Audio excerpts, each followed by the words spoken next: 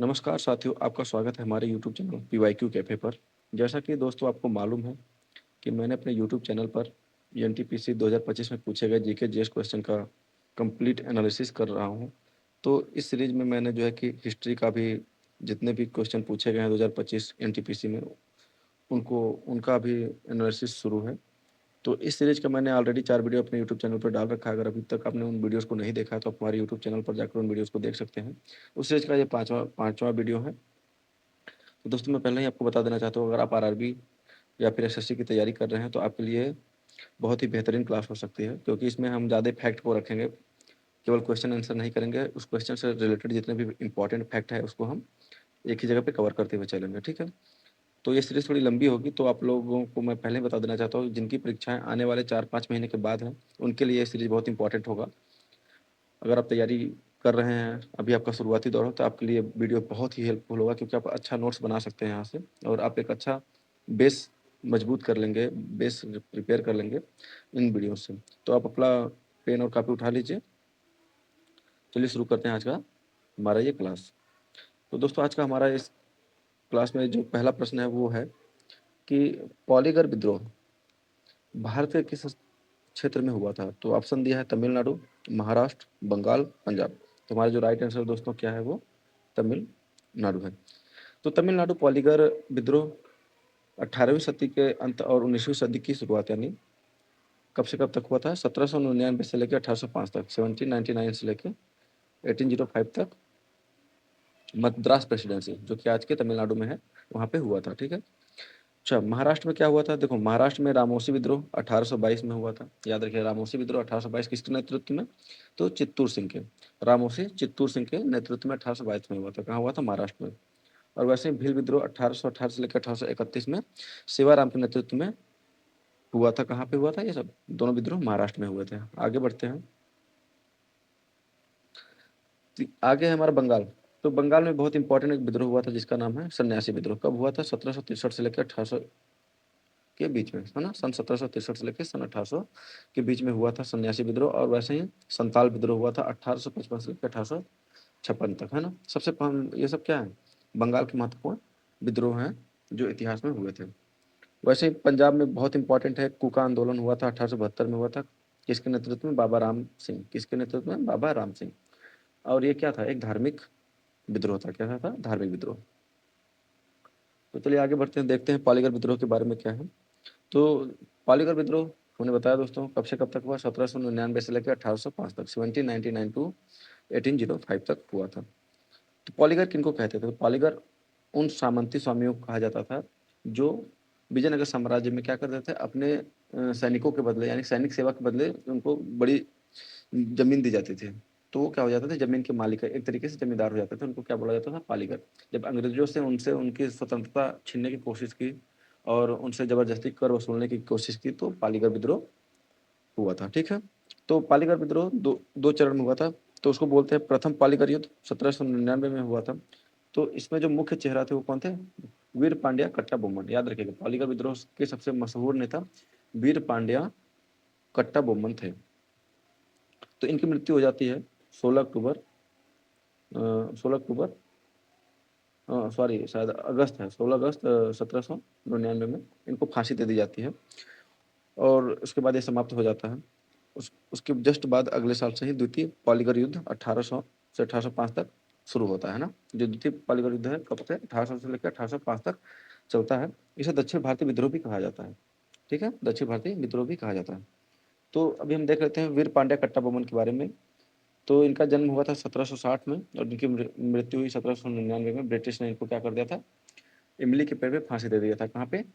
कायलथार में। कायलथार एक जगह है, वहाँ पे इनको 16 अक्टूबर 1799 में इनको फांसी दे दी जाती है।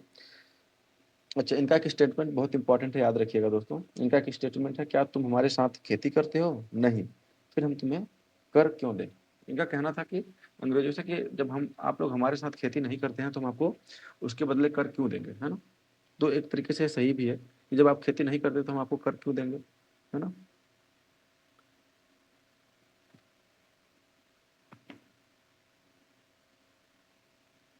आगे देखते हैं। तो मरुथु पांड्यार और उमैथुरई, उमैथुरई, ये दो लोगों के बारे में देख लीजिए क्योंकि ये लोग भी पॉलीगर विद्रोह से जुड़े हुए हैं, मर्थु पांड्यार और उमैथुरई।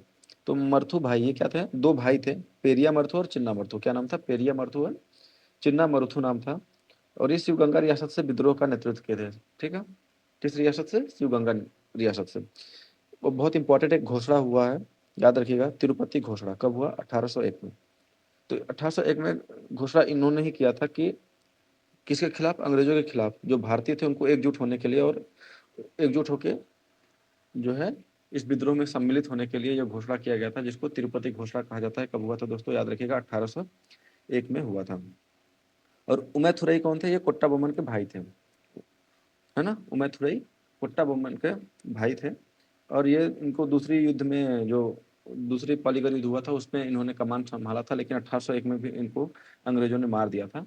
इसके बाद क्या हुआ, विद्रोह धीरे धीरे क्या होता है, समाप्त हो जाता है। कब, 1805 तक, यानी 1801 के बाद जब इनकी मृत्यु हो जाती है, तो जो मुख्य चेहरा धीरे धीरे समाप्त होने लगता है, तो कोई भी विद्रोह रहेगा उसका असर धीरे धीरे कम होता जाता है। ठीक है, चलो आगे बढ़ के देखते हैं। तो जब ये पालीकर विद्रोह हुआ था, तो उस समय हमारे भारत में जो गवर्नर थे वो कौन थे, लॉर्ड वेलेस्ली थे। तो इनके बारे में देख लेते हैं।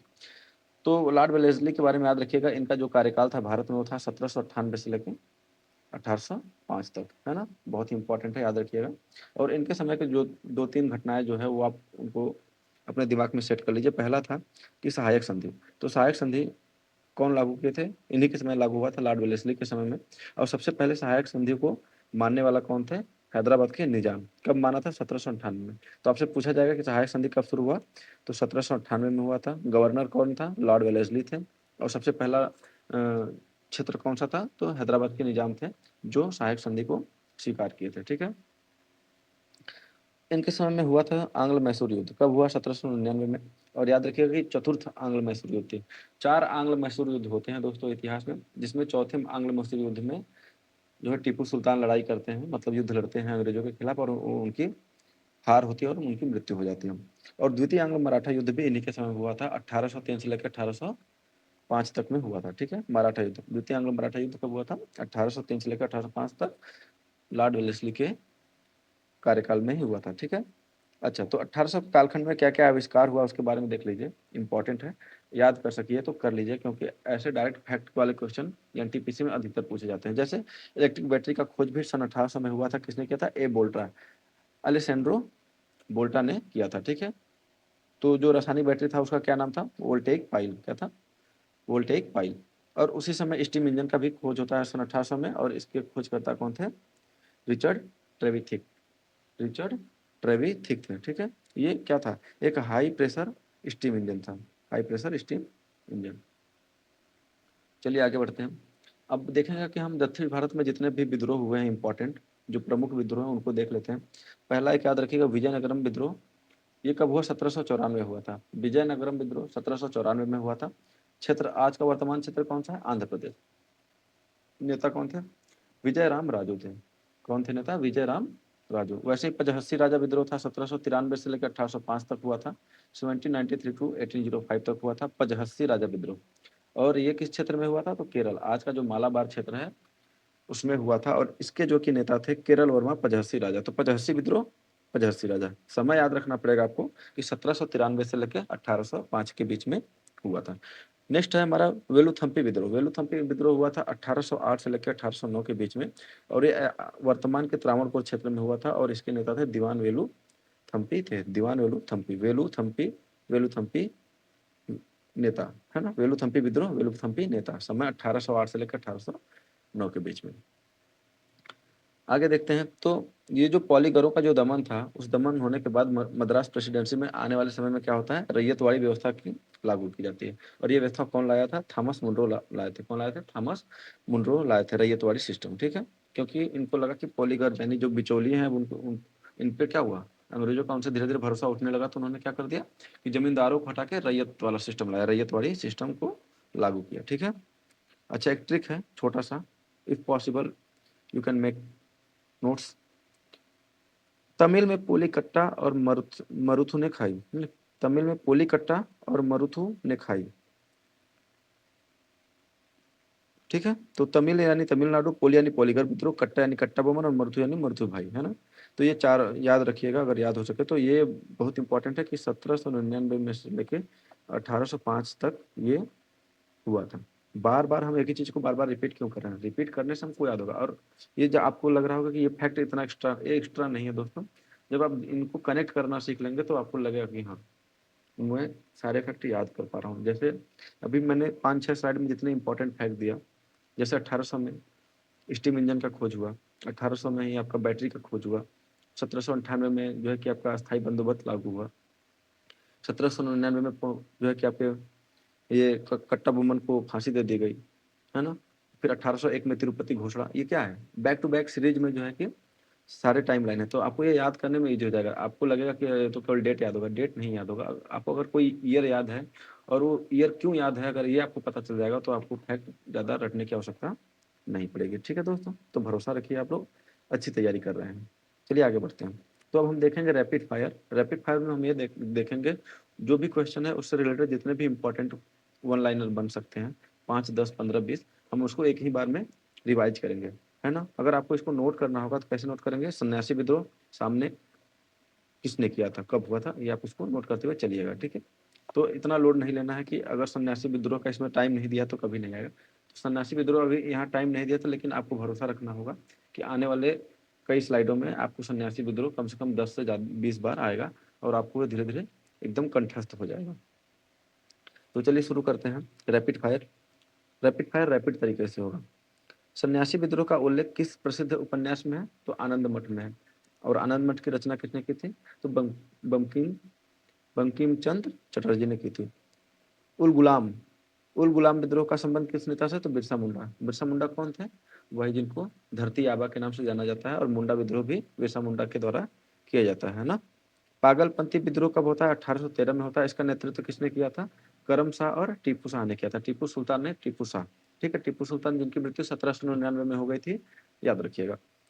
फरायजी आंदोलन। फरायजी आंदोलन कब हुआ? 1818 में हुआ था। और इसकी शुरुआत किसने की थी? तो हाजी शरीयतुल्लाह ने की थी। फरायजी आंदोलन हाजी शरीयतुल्लाह ने किया था। नील विद्रोह 1859 में हुआ था। इसके मुख्य नेता थे दिगंबर विश्वास और विष्णु विश्वास, यानी विश्वास बंधु थे। दो भाई थे, दिगंबर विश्वास और विष्णु विश्वास। उन्होंने ही नील विद्रोह जो कि 1859 में हुआ था उसका नेतृत्व किया था, या कह सकते हैं कि वो उनके मुख्य नेता थे। संताल विद्रोह के सिद्धू और कान्हू किस क्षेत्र से संबंधित थे? तो संताल विद्रोह के जो सिद्धू और कान्हू थे वो राजमहल की पहाड़ियों क्षेत्र से, जो राजमहल की पहाड़ियां झारखंड और बंगाल में, उस क्षेत्र से ये लोग संबंधित थे। कुका आंदोलन में नामधारी सिखों की भूमिका मुख्य थी। इसके प्रणेता कौन थे? तो भगत जवाहर मल थे। कुका आंदोलन में जो नामधारी सिख थे उनका बहुत मुख्य भूमिका रहता है ना कुका आंदोलन में। तो ये पंजाब में हुआ था, आप लोग याद रखिएगा कुका आंदोलन। तो इसके जो प्रणेता कौन थे? वो भगत जवाहर मल थे। रंपा विद्रोह 1922 का नेतृत्व किसने किया था? तो रंपा विद्रोह 1922 जो हुआ था, इसके नेतृत्व करता थे अल्लूरी सीताराम राजू, जिनमें आपको मालूम होगा कि एस एस राजमौली ने एक बहुत ही फेमस RRR मूवी बनाई थी। इसी का गाना था नाटू नाटू, जिसको ऑस्कर मिला था। ठीक है, याद रखिएगा। चलो अब एक बार हम जो है कि डेट और टाइमलाइन को रिकैप करेंगे। यानी आप सोच रहे होंगे कि अभी जो जितने भी डेट आपने इंपॉर्टेंट पढ़े आपके माइंड से मिस हो रहा होगा, लेकिन नहीं, हम लास्ट में हर क्वेश्चन के जितने भी डेट पढ़ेंगे उसको एक बार रिकैप करेंगे। ठीक है, तो ये भी थोड़ा रैपिड रहेगा, आप लोग थोड़ा ध्यान दीजिएगा। तो जैसे हो गया पहला आपका 1798। तो 1798 में क्या क्या हुआ था हम फटाफट देखना शुरू करेंगे। तो लॉर्ड वेलेस्ली भारत का गवर्नर जनरल बना। तो लॉर्ड वेलेस्ली कब बना? 1798 में बना था, और मालूम होना चाहिए कि 1805 में उसका कार्यकाल समाप्त होता है। और 1798 में क्या हुआ था? हैदराबाद के निजाम ने सहायक संधि पर हस्ताक्षर किए थे। ये पहले थे, है ना, सहायक संधि पे हस्ताक्षर करने वाले। 1799 में आपको मालूम होना चाहिए चतुर्थ आंग्ल मैसूर युद्ध हुआ था, टीपू सुल्तान की मृत्यु हो गई थी जिसमें। और 16 अक्टूबर को ही वीर पांड्या कट्टाबोमन को फांसी दे दी गई थी। कहाँ पर? कायथलार में, कायथलार में। ठीक है, कायथलार। और अच्छा एक और याद रखिए, मिस्र में जो रोसेट्टा स्टोन है उसकी खोज भी 1799 में हुई थी। अगला है हमारा 1805। तो 1805 में दो तीन फैक्ट याद रखिएगा। पहला, वोल्टा ने पहली इलेक्ट्रिक बैटरी बनाई। और कलकत्ता में फोर्ट विलियम कॉलेज की स्थापना होती है। याद रखिएगा, बहुत ही इंपॉर्टेंट है। फोर्ट विलियम कॉलेज की स्थापना कब होती है? 1800 में होती है, ईयर 1800, है ना। और आपको मालूम होगा कि स्टीम इंजन का भी खोज 1800 में ही हुआ था। ठीक है। 1801 मरुथु भाइयों की तिरुपति घोषणा कब हुआ? 1801 में। मरुथु भाई दो भाई थे जो कि पोलीगर विद्रोह से जुड़े हुए थे। पोलीगर विद्रोह जो 1799 में स्टार्ट होता है और 1805 तक चलता है। अंग्रेजों ने मरुथु भाइयों को फांसी दे दी और पोलीगर विद्रोह का मुख्य हिस्सा कुचल दिया। कब? 1801 में ही होता है। ब्रिटेन और आयरलैंड मिलकर यूनाइटेड किंगडम, जो आप यूनाइटेड किंगडम बोलते हैं ना, वो ब्रिटेन और आयरलैंड को मिलाकर बना है। और वो कब बना है? 1801 में बना था। 1803 में याद रखिएगा कि द्वितीय आंग्ल मराठा युद्ध की शुरुआत होती है और समाप्त हो जाती है 1805 में। और ब्रिटिश सेना ने दिल्ली पर कब्जा किया था। उस समय शाह आलम द्वितीय का समय था, है ना। ब्रिटिश सेना क्या क्या किया? 1803 में ही दिल्ली पर कब्जा कर लिया था। 1805 में क्या होता है? तो लॉर्ड वेलेस्ली का कार्यकाल समाप्त होता है। शुरू कब होता है? 1798 में शुरू होता है, याद रखिएगा। प्रसिद्ध टैफलगर का युद्ध, है ना, टैफलगर का युद्ध भी कब होता है? 1805 में होता है। और 1805 में क्या होता है? तो पॉलीगर विद्रोह की समाप्ति भी 1805 में होती है, याद रखिएगा दोस्तों, है ना। 1806 तो वेल्लोर सिपाही विद्रोह, जो वेल्लोर म्यूटिनी है, वो कब हुआ था? 1806 में हुआ था। ये भी आपको याद रखते हुए चलना है। तो आप देख सकते हैं कि एक क्वेश्चन में हम कितना ज़्यादा टाइम ले रहे हैं, तो आपको लगेगा कि इतना कैसे हो पाएगा। लेकिन आप भरोसा रखिए, जब आप इन फैक्टों को बार बार पढ़ेंगे तो आप 20 से 25 क्वेश्चन पढ़ने के बाद ही आपको लगेगा कि अब चीज़ें रिपीट होना शुरू हो गई हैं। और बार बार आपको देखेंगे कि एक ही लीनिएज में ही सारे क्वेश्चन पूछे जाते हैं, यानी एक क्वेश्चन दूसरे क्वेश्चन से जुड़े हुए होते हैं। हर साल ऐसा ही परीक्षा में सवाल पूछा जाता है। चलो आज के हम दूसरे प्रश्न की तरफ बढ़ते हैं। आज का दूसरा प्रश्न जो है हमारा, जो रामानुज के श्री वैष्णव परंपरा के निम्नलिखित में से किस प्रमुख अनुयायी ने उत्तर भारत में भक्ति संबंधी उपदेश का प्रसार में महत्वपूर्ण भूमिका निभाई? तो सवाल क्या है कि जो रामानुज थे वो किस परंपरा से थे? श्री वैष्णव परंपरा से थे। उनके किस अनुयायी ने जो दक्षिण भारत से उत्तर भारत में भक्ति आंदोलन को लाया? तो वो थे हमारे, राइट आंसर है रामानंद जी। कौन थे? रामानंद थे। तो चलिए इनके बारे में देखते हैं। रामानंद, ये रामानुजाचार्य की परंपरा, कौन सी परंपरा? श्री वैष्णव, है ना। रामानुजाचार्य की कौन सी परंपरा थी?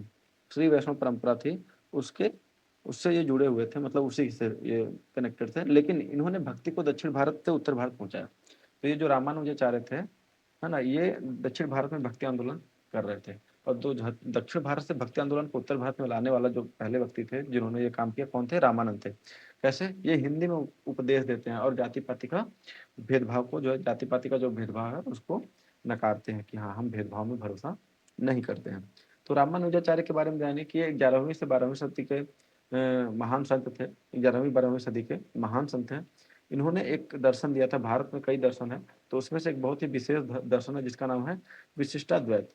विशिष्टाद्वैतवाद दर्शन किसने दिया था? रामानुजाचार्य ने दिया था। अच्छा, ये दक्षिण भारत में भक्ति आंदोलन के मुख्य आधार माने जाते हैं। तो आपको मालूम होना चाहिए कि रामानुजाचार्य दक्षिण भारत में भक्ति आंदोलन लाते हैं और उत्तर भारत में लाते हैं रामानंद। रामानुजाचार्य से रामानंद, याद रखिएगा, ठीक है। आगे देखिए, नामदेव। नामदेव को आपको मालूम होगा कि ये महाराष्ट्र के वारकरी संप्रदाय से जुड़े हुए संत थे। वारकरी संप्रदाय कहाँ का है? महाराष्ट्र का। उससे जुड़े हुए कौन संत थे? नामदेव संत थे। इनका संबंध निर्गुण और सगुण दोनों से था। जो निर्गुण परंपरा होती है और सगुण परंपरा, दो परंपरा होती है। निर्गुण परंपरा में क्या होता है कि मूर्ति पूजा नहीं मानते हैं, सगुण में मानते हैं, ठीक है।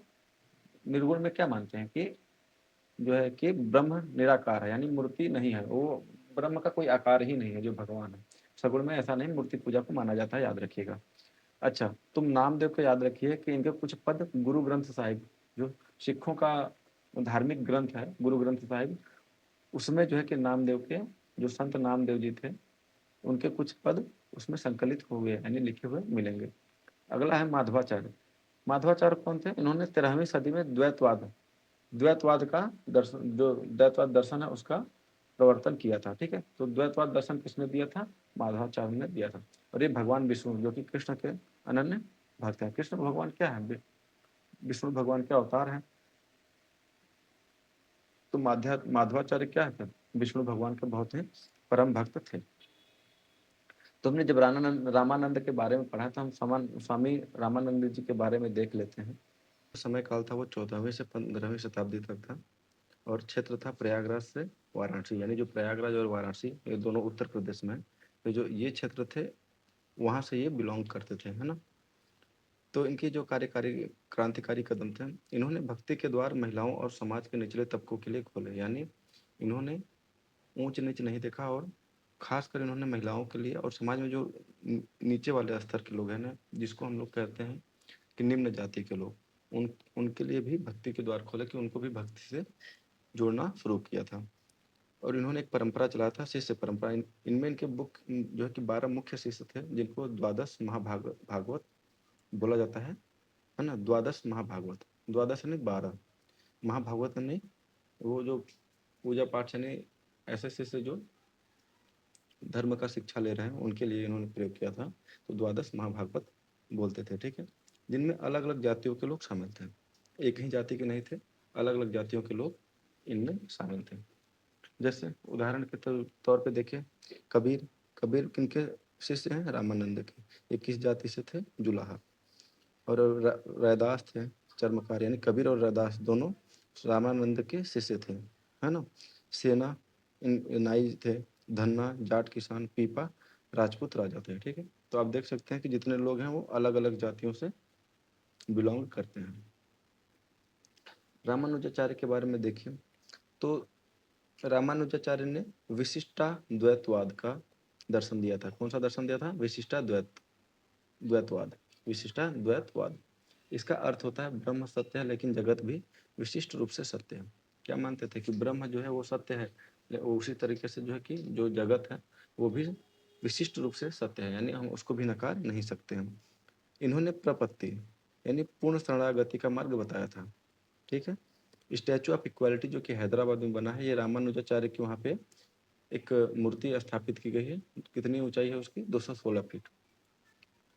तो इसको क्या बोलते हैं? Statue of equality. Statue of equality कहाँ है? हैदराबाद में, याद रखिएगा। उत्तर भारत में भक्ति आंदोलन, तो ऐसा कहावत है कि द्रविड़ भक्ति उपजो लायो रामानंद, यानी जो भक्ति का जन्म है वो द्रविड़ में हुआ, और जिसको रामानंद क्या किए? उत्तर भारत में लेके आए। उत्तर मतलब उत्तर भारत में लेके आए, ठीक है।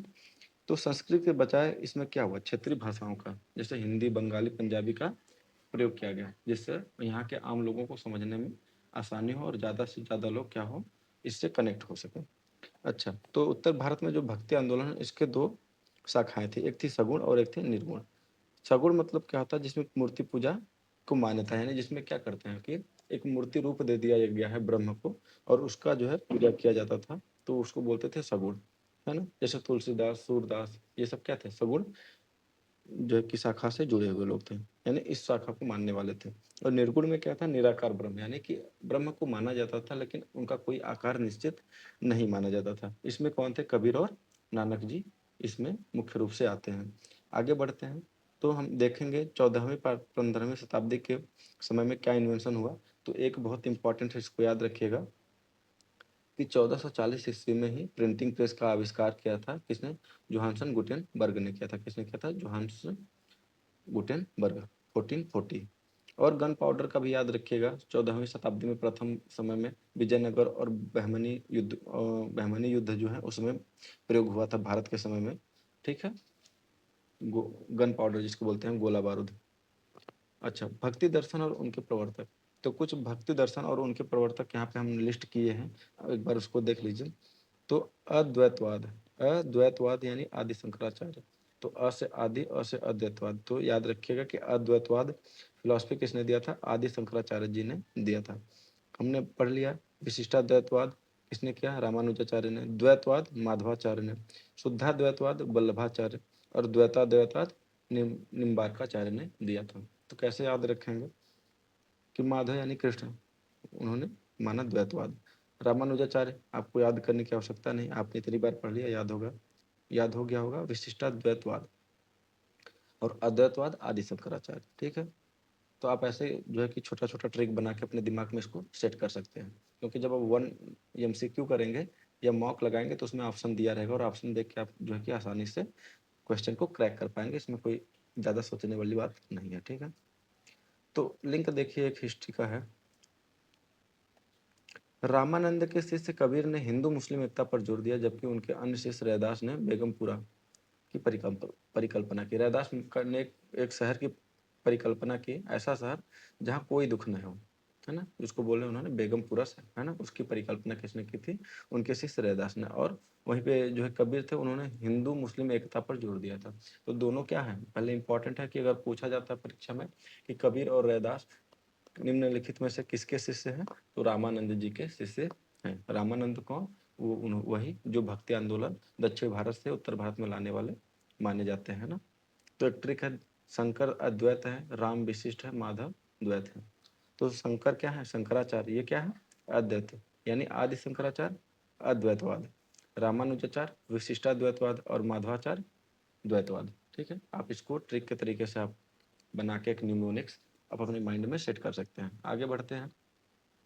अब हम देखेंगे रैपिड फायर, हम वन लाइनर के थ्रू कुछ इंपॉर्टेंट फैक्ट को यहाँ पे कवर करेंगे। तो अद्वैतवाद के प्रवर्तक कौन है? तो हमने बताया था आदि शंकराचार्य, है ना। अद्वैतवाद आदि शंकराचार्य। महाराष्ट्र में भक्ति आंदोलन का संस्थापक किसे माना जाता है? तो संत ज्ञानेश्वर जी को माना जाता है। सिख धर्म के संस्थापक गुरु नानक देव किसके समकालीन थे? तो ये लोधी वंश के समकालीन थे ना। लोधी वंश में कौन सा शासक था उस समय? सिकंदर लोधी। पुष्टि मार्ग के दर्शन की स्थापना किसने की? तो पुष्टि मार्ग के दर्शन की स्थापना वल्लभाचार्य ने की। बंगाल में कृष्ण भक्ति और कीर्तन को किसने लोकप्रिय बनाया? तो चैतन्य महाप्रभु ने बनाया था। मुगल शासक अकबर के समकालीन प्रसिद्ध संत कौन थे? तो तुलसीदास और दादू दयाल थे। तुलसीदास और दादू दयाल थे। रामचरितमानस की रचना किस भाषा में की गई? तो याद रखिएगा, इंपॉर्टेंट है। रामचरितमानस अवधि में की गई दोस्तों। किस भाषा में की गई है? अवधि में की गई है। अजमेर में किस प्रसिद्ध सूफी संत की दरगाह है? तो अजमेर में ख्वाजा ख्वाजा मोइनुद्दीन चिश्ती की दरगाह है। ठीक है, तो ये हमारे इंपॉर्टेंट फैक्ट थे। तो अब हम एक बार डेट एंड टाइमलाइन रिकैप करेंगे, तो क्विक रिवीजन रहेगा ये हमारा। तो 1017 में क्या हुआ था? 1017 में रामानुजाचार्य का जन्म हुआ था। श्री पेरम्बदूर में हुआ था। कहाँ हुआ था? श्री पेरम्बदूर तमिलनाडु में है। तमिलनाडु कहाँ? दक्षिण भारत में है। इसलिए तो माना जाता है कि भक्ति आंदोलन को दक्षिण भारत में कौन लाया था? रामानुजाचार्य। और उनके उन्हीं के जो है कि परंपरा के एक अनुयायी थे कौन? रामानंद। उन्होंने भक्ति आंदोलन को दक्षिण भारत से उत्तर भारत में लाने का कार्य किया था। और महमूद गजनवी के भारत आक्रमणों का दौर उस समय चल रहा था 1017 में। आप देखेंगे लगभग 17-18 बार जो है कि महमूद गजनवी ने भारत पे आक्रमण किया था। ठीक। 1137 में क्या हुआ? रामानुजाचार्य का देहावसान यानी उनकी मृत्यु हुई, है ना। लगभग 120 साल जिए थे, याद रखिएगा। 1238 में माधवाचार्य का जन्म होता है। और माधवाचार्य कौन थे? द्वैतवाद के प्रवर्तक थे। दिल्ली सल्तनत में रजिया सुल्तान की शासनकाल थी उस समय ना। रजिया सुल्तान कौन थी? ये पहली भारतीय मुस्लिम महिला शासक बनती। प्रथम मुस्लिम महिला शासक कौन थी? रजिया सुल्तान। ठीक है, कब से कब तक थी? याद रखिएगा, 1236 से लेके 1240 तक, 4 साल के लिए रहती हैं। 1336 1336 में विजयनगर साम्राज्य की स्थापना होती है। किस कौन करते हैं? हरिहर और बुक्का करते हैं। और दक्षिण में भक्ति आंदोलन का उत्थान भी कब होता है? 1336 में। तो ये इंपॉर्टेंट है, ये ज़्यादा याद रखिएगा कि विजयनगर साम्राज्य की स्थापना कौन करते हैं? हरिहर और बुक्का। और कब करते हैं? 1336 में किए थे। ठीक है, ये दोनों क्या थे? भाई थे। अच्छा, हरिहर एंड बुक्का। 1400 से लेकर 1450 के बीच में क्या हुआ? तो स्वामी रामानंद का प्रभाव काल था। भक्ति का उत्तर भारत में प्रसार का समय था ये। और जोहानसन गुटेनबर्ग द्वारा प्रिंटिंग प्रेस की आविष्कार कब हुई थी? 1440 ईस्वी में हुई थी। ये भी बहुत महत्वपूर्ण है, याद रखिएगा। 1469 में क्या होता है? गुरु नानक देव जी का जन्म होता है। कहाँ होता है? तलवंडी में होता है। और लोधी वंश का शासनकाल उस समय चल रहा होता है। 1526 बहुत इंपॉर्टेंट है, आप लोगों को याद भी होगा कि पानीपत का प्रथम युद्ध और मुगल साम्राज्य की शुरुआत कब होती है? 1526 में। पानीपत का प्रथम युद्ध कब होता है? 1526 में होता है। पानीपत का प्रथम युद्ध किसके किसके बीच में होता है?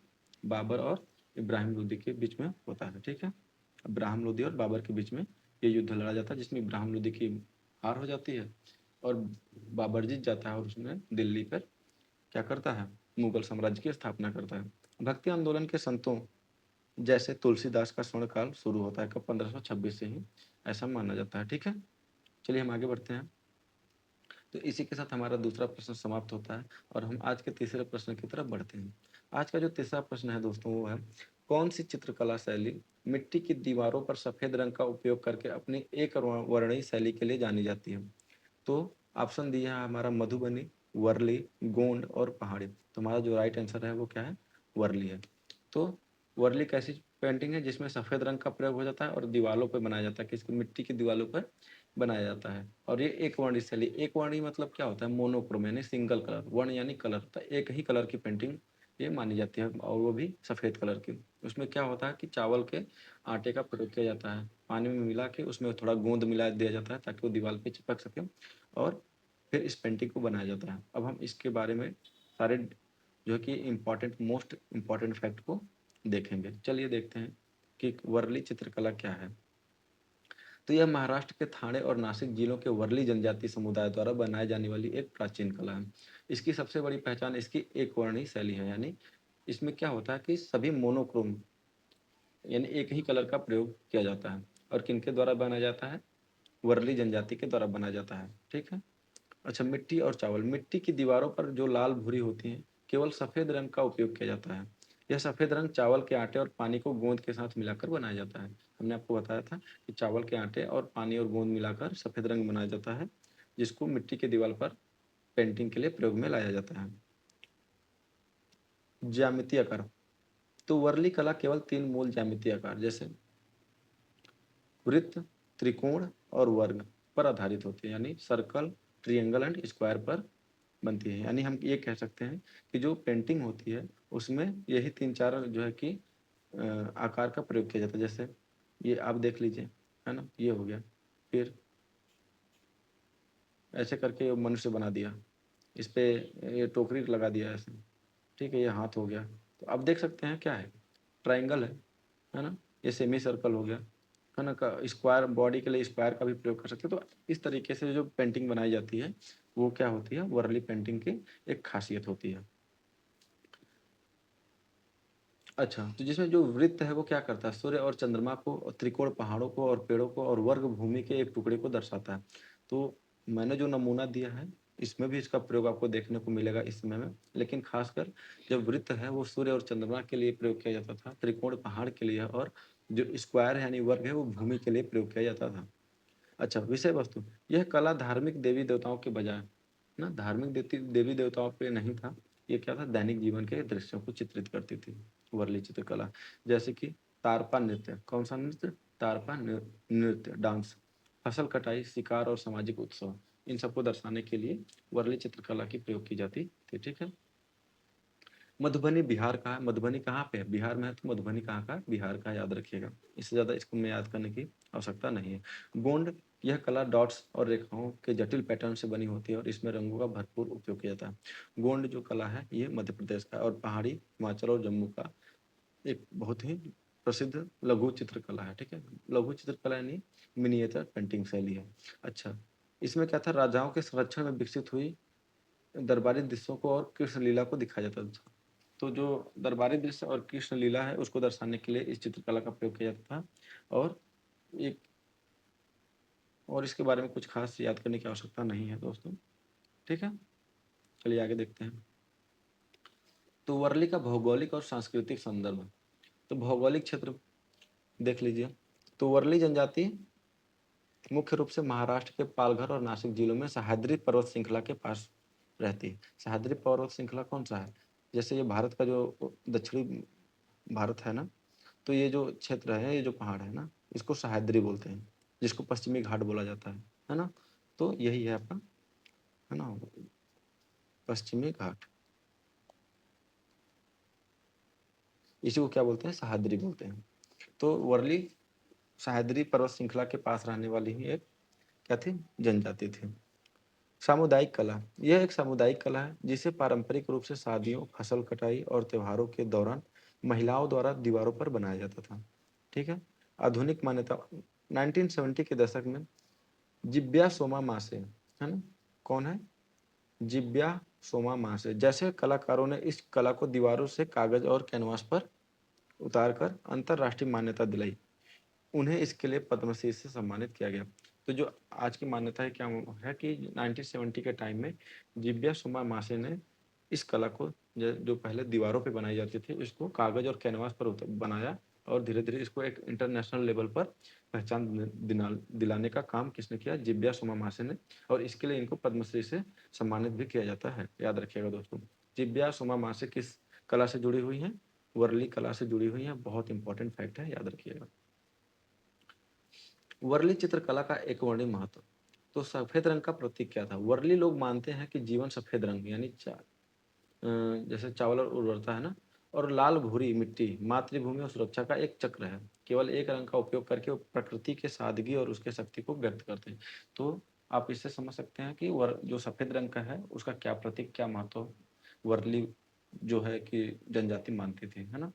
वो मानती थी कि जो एक रंग है वो प्रकृति की सादगी है और उसकी शक्ति है। ठीक है। सादगी में गहराई, तो यह कला साबित करती है कि बिना किसी जटिल रंग या तकनीक के केवल मूल आकारों का उपयोग करके भी एक पूरी कहानी और संस्कृति को प्रभावी ढंग से दर्शाया जा सकता है। ठीक है, चलिए आगे देखते हैं। लॉर्ड लिटन और वर्ली मान्यता का दौर। तो the Warli art has a long tribal history, its official documentation and modern recognition begin during British rules and later. तो वर्ली जो कला है इसका बहुत ही पुराना ट्राइबल हिस्ट्री है। तो जो इसका ऑफिशियल डॉक्यूमेंटेशन है ना, और इसका जो आधुनिक समय में इसकी जो मान्यताएं हैं वो कब शुरू होती हैं, ब्रिटिश काल में, और ब्रिटिश काल के बाद शुरू होती है। तो देख लेते हैं क्या है इसमें। तो प्रारंभिक दस्तावेजीकरण, 19वीं सदी के अंत में ब्रिटिश अधिकारियों ने पहली बार वर्ली जनजातियों की संस्कृति और कला का दस्तावेजीकरण किया था। तो ब्रिटिश जो अधिकारी हैं उन्होंने कब शुरू किया था, इस जनजाति का जो वर्ली जो जनजाति की संस्कृति और कला है इसका दस्तावेजीकरण कब शुरू किया था, 19वीं सदी में शुरू किया था। और लॉर्ड लिटन, कार्यकाल इनका कब से कब तक है, 1876 से लेकर 1880 तक। जैसे हमने वेलेस्ली का याद किया था 1798 से लेकर 1805 तक, वैसे ही लॉर्ड लिटन ये दूसरे हैं, इनका आपको आज याद कर लेना है, 1876 से लेकर 1880 तक, 4 साल। अच्छा, तो लॉर्ड लिटन, इसके समय में वर्नाकुलर प्रेस एक्ट 1878 लागू हुआ जिसने भारतीय भाषाओं के समाचार पत्रों पर रोक लगाई थी। तो ये भी 19वीं सदी का समय है ना। तो उस समय लॉर्ड लिटन थे, उन्होंने क्या किया था, वर्नाकुलर प्रेस एक्ट लागू किया था 1878 में। उसमें क्या था कि जितने भी भारतीय भाषाएं हैं, जो जो लोकल लैंग्वेज में समाचार पत्र प्रिंटिंग करते हैं, उन पे क्या कर दिया था, रोक लगा दिया था। किसके तरफ से, वर्नाकुलर प्रेस एक्ट के आधार पर। ठीक है, ये एक्ट उसी लिए लाया ही गया था कि जो लोकल लैंग्वेज में न्यूज़पेपर बन रहे हैं, जिससे एक तरीके से ये कह सकते हैं कि देखो 1878 में क्यों लाया गया, क्योंकि 1857 में जो है कि हमारा विद्रोह हो गया था, प्रथम सिपाही म्यूटिनी हो गई थी। तो अंग्रेजों में इस बात का डर था कि अगर ये लोग फिर से विद्रोह करना चाहेंगे और एकजुट होकर इस बार विद्रोह करेंगे तो क्या कि हमें यहाँ से जाना पड़ सकता है। तो ऐसा ना हो, यानी उनमें ग्रुपिंग ना हो पाए, इसलिए ये लोग अलग अलग प्रकार के हथकंडे अपनाना शुरू करते हैं। और उसी हथकंडों में एक ये भी था कि वर्नाकुलर प्रेस एक्ट लाया जाए, यानी कि अगर ये लोकल लैंग्वेज में छापेंगे तो ब्रिटिशर्स को समझ में नहीं आएगा कि वो क्या बोल रहे हैं, तो इसलिए उस पर बैन लगा दिया। ठीक है। पहला दिल्ली दरबार 1877, महारानी विक्टोरिया को कैसर ए हिंद की उपाधि देने के लिए आयोजित किया गया। जब पहली दिल्ली दरबार कब लगी थी, 1877 में। तो उसमें महारानी विक्टोरिया को कैसर ए हिंद की उपाधि दिया गया था। लिटन के समय में ही हंटर आयोग ने शिक्षा पर रिपोर्ट दी थी। तो हंटर आयोग की स्थापना, हंटर आयोग कब आई थी, 1882 में ही आती है। किसके समय में, लॉर्ड लिटन के समय में ही आती है। ठीक है।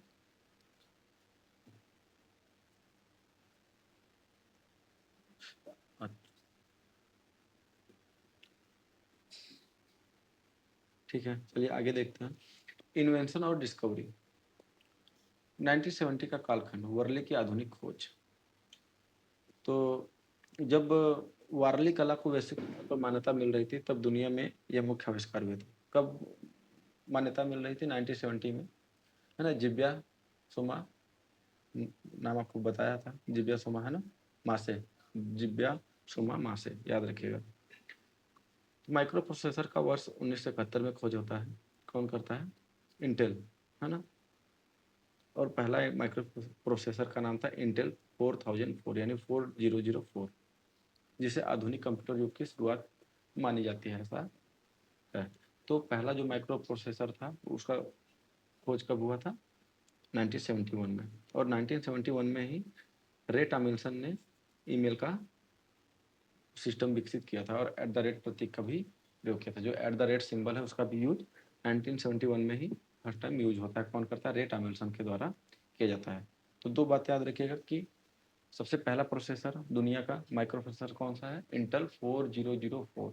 किसके द्वारा बना गया, इंटेल के द्वारा। कब बनाया, 1971 में। और 1971 में ही दुनिया का पहला ईमेल शुरू हुआ था किसके द्वारा? रेट एमिल्सन के द्वारा, और @ सिंबल का भी प्रयोग होना शुरू होता है। ठीक है।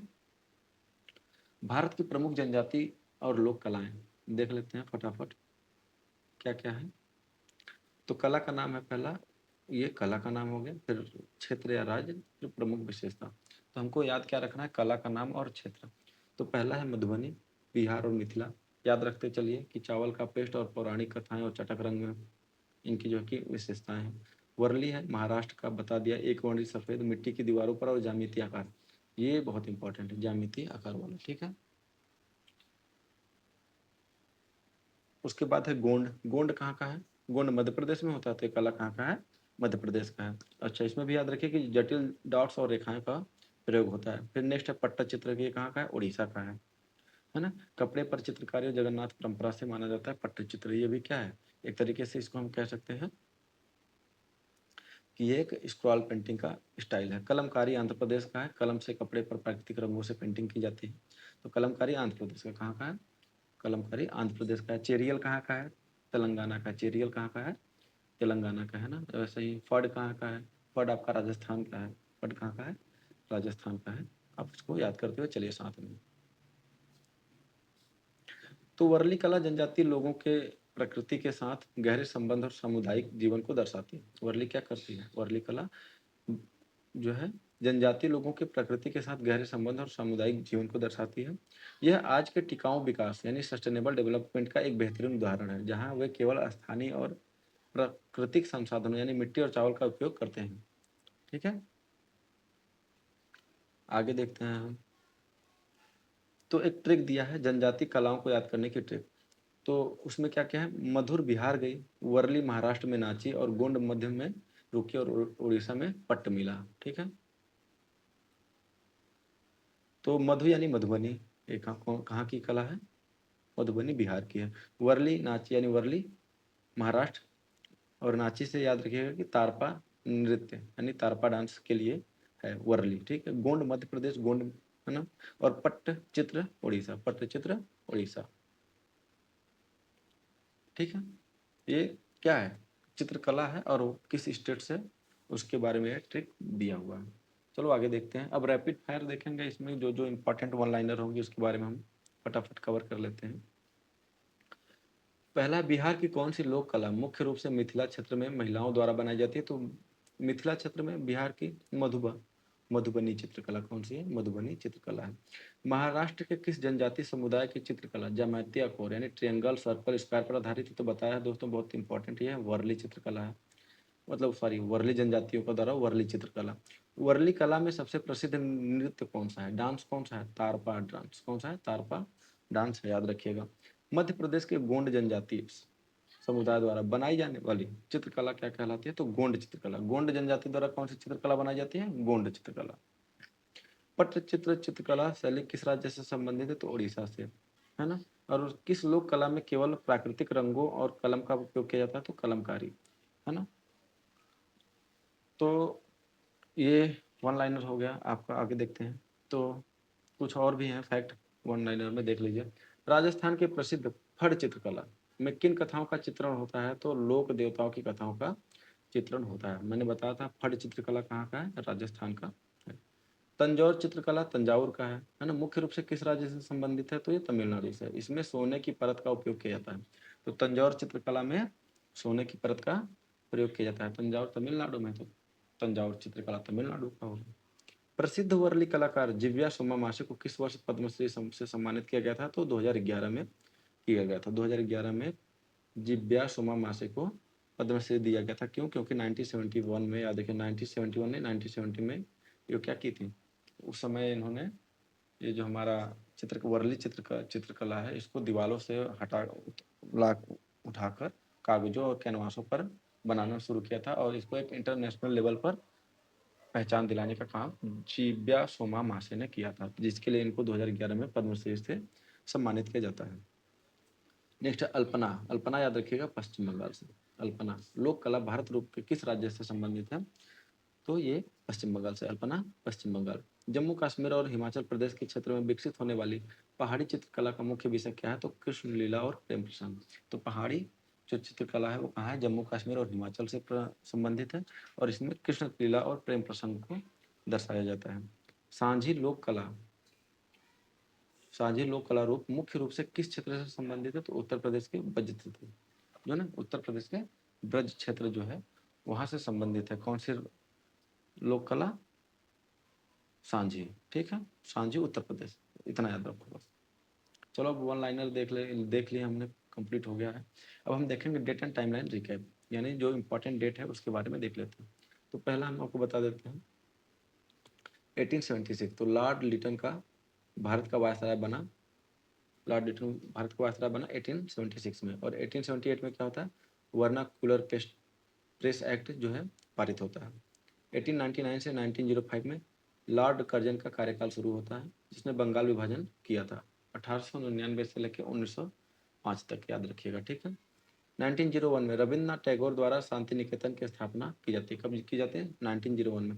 और याद रखिएगा 1901 में ही आपका नोबेल प्राइज की शुरुआत होती है। नोबेल प्राइज की शुरुआत भी क्या होता है, 1901 में होता है। 1971, तो 1971 में दिव्या सुमा मासे जैसे कलाकारों द्वारा वर्ली कला को दीवारों से कैनवास पर उतारने की शुरुआत कब से होती है, 1971 से। और इंटेल द्वारा पहला माइक्रो प्रोसेसर इंटेल 4004 लॉन्च होता है और पहला ईमेल सिस्टम भी विकसित होता है 1971 में, किसके द्वारा, रे टॉमिल्सन के द्वारा किया जाता है। 1976 Bombay natural history society BNHS द्वारा वर्ली कला का प्रदर्शन होता है। बॉम्बे नेचुरल हिस्ट्री सोसाइटी द्वारा वर्ली कला का प्रदर्शन कब होता है, 1976 में। 2011 में वर्ली कलाकार दिव्या सुमा मासे को पद्मश्री से सम्मानित किया जाता है। 2020 में GI टैग वर्ली चित्रकला को भौगोलिक संकेतक प्रदान किया जाता है, कब, 2020 में। बहुत इंपॉर्टेंट है, याद रखिएगा 2020 में वर्ली चित्रकला की को GI टैग प्रदान किया जाता है। 1913 रविन्द्रनाथ टैगोर को गीतांजलि के लिए साहित्य का नोबेल पुरस्कार दिया जाता है। और गदर पार्टी की स्थापना सैन फ्रांसिस्को में होता है, ठीक है। गदर पार्टी की स्थापना सैन फ्रांसिस्को USA में की जाती है 1913 में, ठीक है। और 1913 में ही 1 नवंबर को जो है आपका गदर पत्रिका जो है, पहला गदर पत्रिका जो है संपादित होता है, किस में, कौन सा था, वो उर्दू भाषा में था, ठीक है, उर्दू लिपि में। उसके बाद वो जो है कि गुरुमुखी और हिंदी में भी बाद में शुरू हो जाता है। 1921 में याद रखिएगा कि विश्व भारती विश्वविद्यालय की स्थापना होता है। ये जो आप शांति निकेतन है यही आगे चल के विश्व भारती में बदल जाता है। कौन करते हैं, रविन्द्रनाथ टैगोर, उसको कौन किया था, है ना, रविन्द्रनाथ टैगोर द्वारा शांति निकेतन की स्थापना 1901 में होती है, जो ही आगे चल के विश्व भारती विश्वविद्यालय बन जाते हैं 1921 में। 1950 भारतीय पुरातत्व सर्वेक्षण को एक स्वतंत्र निकाय बनाया गया। 1950 में क्या हुआ, जो ASI है ना, उसको क्या किया जाता है, एक स्वतंत्र निकाय बनाया जाता है, 1950 में बनाया जाता है, ठीक है।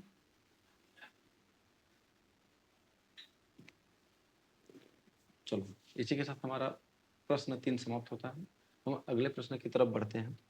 आज का हमारा जो अगला प्रश्न है, प्रश्न 4, निम्नलिखित में से किस विद्वान ने मानव विकास की अवधारणा प्रस्तुत की थी। तो हमारा पहला ऑप्शन है, ये ऑप्शन ए है दोस्तों, महबूब उल हक, अमर्त्य सेन, ग्रिफिथ टेलर और अलेक्जेंडर वान हम्बोल्ट। तो इसका जो राइट आंसर है वो क्या है, महबूब उल हक। क्या नाम है, महबूब उल हक। तो जो मानव विकास है ना, उसकी अवधारणा किसने प्रस्तुत की थी, तो महबूब उल हक ने की थी। अब हम एक एक फैक्ट को देखते हुए चलेंगे। तो पहले हम देखेंगे महबूब उल हक के बारे में। ये एक प्रसिद्ध पाकिस्तानी अर्थशास्त्री थे। सोचो, पाकिस्तान में अर्थशास्त्री बहुत फेमस थे, लेकिन अब जो सम्मान का काम किया उनको हम सम्मान देंगे। बाकी का तो आपको मालूम है कि पाकिस्तान कैसा देश है। अगर कहीं कभी कटोरे में कुछ सिक्कों की आवाज़ समझ में सुनाई तो समझ जाना कि पाकिस्तान से ही आ रही है, ठीक है, ज़्यादा सोचना नहीं इसमें। इन्होंने ही 1990 में मानव विकास सूचकांक की अवधारणा बनाई थी। 1990 में मानव विकास सूचकांक की अवधारणा किसने बनाई थी, प्रसिद्ध पाकिस्तानी अर्थशास्त्री महबूब उल हक। क्यों बनाई होगी, मुझे तो यही लगता है जब उनके पास पैसे नहीं रहे होंगे तो वो सोचने लगे होंगे क्या किया जाए, कौन सी अवधारणा ला जाए, तो बना बना दिया। छोड़ो ना, ये हमारा मुद्दा नहीं है, हम हिस्ट्री पढ़ रहे हैं, फैक्ट पे ध्यान देते हैं। फैक्ट यह है कि महबूब उल हक ने ही 1990 में मानव विकास सूचकांक की अवधारणा बनाई थी। इनका मानना था कि विकास का असली अर्थ लोगों के विकल्पों में वृद्धि करना है, न कि केवल वस्तुओं का उत्पादन बढ़ाना। ठीक है, ये क्या मानते थे कि जो चॉइसेस है ना, ह्यूमन बींग्स के लिए, उसमें जो है कि वृद्धि करना है, न कि जो वस्तु है उनका ज़्यादा से ज़्यादा प्रोडक्शन करना। यानी आप समझो कि ज़्यादा प्रोडक्शन नहीं करना है, इतने ज़्यादा वस्तु होने चाहिए कि लोगों के पास चॉइस होना चाहिए। यानी कि जैसे एक ही कैटेगरी की कई वस्तुएं हैं तो लोग इतने विकसित हों, है ना, कि वो चॉइस रखें कि हमें ये कैटेगरी का यूज करना है, ये मुझे इस लेवल का यूज करना है, न कि वही वस्तु को का जो है उत्पादन इतना बढ़ा दो कि सबको वही लेना पड़े, क्योंकि सब मजबूर है, उनके पास पैसे ना हो वैसा खरीदने के लिए उसके हाई लेवल। तो सिंपल सी बात है कि लोगों के विकल्पों में वृद्धि करना है, न कि केवल वस्तुओं का उत्पादन में वृद्धि, इनका ऐसा मानना था। अमर्त्य सेन के बारे में देखिए, ये भारतीय अर्थशास्त्री हैं और महबूब उल हक के करीबी सहयोगी थे। इन्होंने एचडीआई के दार्शनिक आधार यानी क्षमता दृष्टिकोण यानी कैपेबिलिटी अप्रोच का विकास किया, जिसके लिए इन्हें 1998 में नोबेल पुरस्कार दिया जाता है। तो पहले भारतीय जिनको अर्थशास्त्र में नोबेल पुरस्कार मिलता है वो कौन थे? अमर्त्य सेन थे। कब मिलता है? 1998 में मिलता है इनको, और इसी के बाद 1999 में इनको भारत रत्न दे दिया जाता है। याद रखिएगा 1999 में, है ना, भारत रत्न भी इनको दिया जाता है, भारत रत्न। ग्रिफिथ टेलर ये एक ऑस्ट्रेलियाई भूगोलवेत्ता थे, यानी जियोग्राफर थे। इन्होंने मानव भूगोल में नवनियतिवाद यानी नियो डिटर्मिनिज्म का या रुको और जाओ नियतिवाद का सिद्धांत दिया था। ठीक है, तो नियो डिटर्मिनिज्म या रुको और जाओ नियतिवाद, स्टॉप एंड गो डिटर्मिनिज्म का सिद्धांत किसने दिया था? तो ग्रिफिथ टेलर ने दिया था। ये क्या थे? ऑस्ट्रेलिया के क्या थे? भूगोलवेत्ता थे, यानी जियोग्राफर थे। ठीक है। अलेक्जेंडर वान हम्बोल्ट ये जर्मन विद्वान थे। इन्होंने आधुनिक भूगोल का जनक इन्हें आधुनिक भूगोल का जनक कहा जाता है। इन्होंने कास्मॉस नामक प्रसिद्ध पुस्तक लिखी और पेरू की ठंडी जलधारा की खोज की थी। जो पेरू की जो ठंडी जलधारा है, जिसको हम्बोल्ट जलधारा कहा जाता है, उसकी खोज किसने की थी? अलेक्जेंडर वान हम्बोल्ट ने किया था। ये कहाँ के थे? जर्मन के थे। और आधुनिक भूगोल के जनक भी इनको कहा जाता है। Who is the father of modern geography? The answer is Alexander von Humboldt. ठीक। The who discovered Humboldt water stream. चलो आगे देखते हैं। मानव विकास सूचकांक, तो संस्था, कौन संस्था इसको पब्लिश करती है? तो इसे हर साल संयुक्त राष्ट्र विकास कार्यक्रम यानी यूएनडीपी द्वारा मानव विकास रिपोर्ट यानी ह्यूमन डेवलपमेंट रिपोर्ट के हिस्से के रूप में प्रकाशित किया जाता है, और पहला प्रकाशन 1990 में हुआ था। ठीक है। जो एसडीआई है यानी मानव विकास सूचकांक, ह्यूमन डेवलपमेंट इंडेक्स, वो उसको कौन पब्लिश करता है? तो यूएनडीपी करता है। ठीक है। किस रूप में करता है? एचडीआर यानी ह्यूमन डेवलपमेंट रिपोर्ट के एक रूप में प्रकाश जो है कि प्रकाशित करता है, और पहली बार 1990 में प्रकाशन किया गया था। तीन मुख्य आयाम, थ्री डायमेंशन ऑफ एचडीआई। पहला देखो क्या है, ये पहला है, दूसरा और तीसरा। तो दीर्घ और स्वस्थ जीवन यानी हेल्थ, पहला क्या था? हेल्थ। इसे जन्म के समय जीवन प्रत्याशा यानी लाइफ एक्सपेक्टेंसी एट बर्थ के माध्यम से मापा जाता है, यानी हेल्थ के मापन। दूसरा था एजुकेशन, और तीसरा था स्टैंडर्ड ऑफ लिविंग। एजुकेशन में क्या था? इसे दो चीज़ों से नापा जाता है। वयस्कों के लिए स्कूलिंग और औसत वर्ष, है ना, mean years of schooling, schooling के औसत वर्ष यानी कितने साल वयस्क लोग जो है कि स्कूलिंग करते हैं उसका, और बच्चों के लिए स्कूलिंग के अपेक्षित वर्ष यानी एक्सपेक्टेड ईयर्स ऑफ स्कूलिंग। ये दूसरा जो है किसका आयाम था? तीसरा था स्टैंडर्ड ऑफ लिविंग, यानी इसे प्रति व्यक्ति सकल राष्ट्रीय आय यानी जीएनआई पर कैपिटा यानी जीएनआई पर कैपिटा यानी पीपीपी के आधार पर मापा जाता है। तो आपको याद रखना है कि तीन मुख्य आयाम है किसके? एचडीआई के। पहला है हेल्थ, दूसरा है एजुकेशन, तीसरा है स्टैंडर्ड ऑफ लिविंग। ये याद रखना है, इससे ज़्यादा आपको कुछ याद नहीं रखना है, और यही एग्जाम में पूछा जाता है। और कब पब्लिश हुआ था पहली बार? तो 1990 में हुआ था, 1990 में हुआ था। कौन करता है? तो यूएनडीपी द्वारा करता है। और किस रूप में, किस हिस्से के रूप में प्रकाशित होता है? तो ह्यूमन डेवलपमेंट रिपोर्ट के हिस्सों में। ठीक है, ऐसे आपको याद रखना है, ये इंपॉर्टेंट है आपके लिए। अच्छा, स्कोरिंग कब से कहाँ की जाती है? तो 0 से 1 के बीच होता है। एक जितना करीब स्कोर होगा, जो 1 के जितना करीब स्कोर होगा, देश का मानव विकास उतना ही उच्च माना जाएगा। जैसे नॉर्वे और स्विट्जरलैंड हमेशा ये लोग टॉप पे रहते हैं। तो जो स्कोरिंग सिस्टम है इसका क्या है? एसडीआई का 0 से 1 तक है। जो जितना 0 के करीब होगा वहाँ का मानव उतना ही कम विकसित होगा। जो जितना 1 के करीब होगा, जैसे नॉर्वे और स्विट्जरलैंड, तो वहाँ जो है कि मानव का विकास ज़्यादा माना जाएगा ना, कि ज़्यादा विकसित मानव वहाँ के माने जाएंगे। तीन आयामों पे, वही तीन आयाम, health, education and standard of living, वो इंपॉर्टेंट है, याद रखो। ठीक है। जीडीपी वर्सेज एचडीआई 1990 से पहले, देखो 1990 से पहले दुनिया यह मानती थी कि जिस देश की राष्ट्रीय आय यानी जीडीपी ज़्यादा है वह सबसे विकसित है। तो महबूबुल हक और सेन यानी अमर्त्य सेन ने इस सोच को पलट दिया। उन्होंने साबित किया कि अगर देश अमीर है लेकिन वहाँ के लोग अनपढ़ या बीमार हैं तो वह विकास नहीं है। मतलब इन्होंने चॉइस की बात कही कि नहीं, उनके पास ज़्यादा चॉइस होनी चाहिए, वो इतने कैपेबल होने चाहिए कि उनके पास सारे चॉइस होने चाहिए, यानी स्टैंडर्ड ऑफ लिविंग होना चाहिए, वो जो चाहे वो ऐसा कर सकें, तब उसको विकास माना जाएगा। ये नहीं माना जाएगा कि उस देश के पास ज़्यादा पैसा है लेकिन कुछ लोगों के पास है, यानी जो बाकी के जो पब्लिक है, यानी वहाँ की जो पॉपुलेशन है, सिटीजन है, उनके पास चॉइस नहीं है किसी चीज़ को उपयोग करने का, यानी वो मजबूर है एक ही चीज़ के लिए, तो वो ज़्यादा विकासशील नहीं यानी विकसित नहीं माना जाएगा। ठीक है। अच्छा, एचडीआई के 3 पैटर्न्स को याद रखने के लिए ट्रिक है हेल। हेल यानी नरक से बाहर निकलो, हेल यानी नरक से बाहर निकलो, तो हेल्थ यानी H for health, E for education और एल फॉर लिविंग स्टैंडर्ड। तो हेल्थ से याद रखिएगा कि जो 3 आयाम है वो क्या क्या है, एग्जाम में पूछा जाता है। तो 1990 का कालखंड में देख लीजिए क्या इन्वेंशन हुआ था। तो जिस वर्ष एचडीआई दुनिया के सामने आया, ठीक उसी वर्ष 1990 में ब्रिटिश कंप्यूटर वैज्ञानिक टिम बर्नर्स ली ने डब्ल्यू का आविष्कार किया, जिसने संचार और ज्ञान शिक्षा के क्षेत्र में मानव विकास की एक नई डिजिटल क्रांति ला दी थी।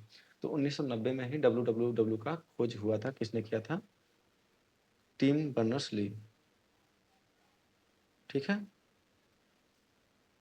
मुझे डाउट लग रहा है शायद 1989 में हुआ है।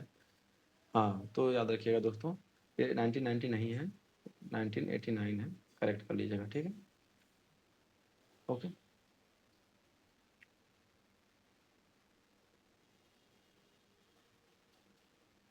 तो वैसे माना जाए तो दोनों सही है, क्योंकि हम जैसे देख रहे हैं तो उसमें क्या होता है कि प्रपोजल 1989 में आया था और लागू हुआ था, है ना, बदला गया था इसको 1990 में प्रपोजल को ना, तो इसलिए ऐसा माना जाता है। लेकिन आप लोग याद रखिए कि 1989 है।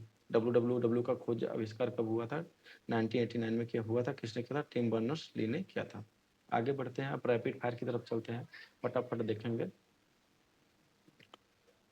विश्व खुशहाली रिपोर्ट, है ना,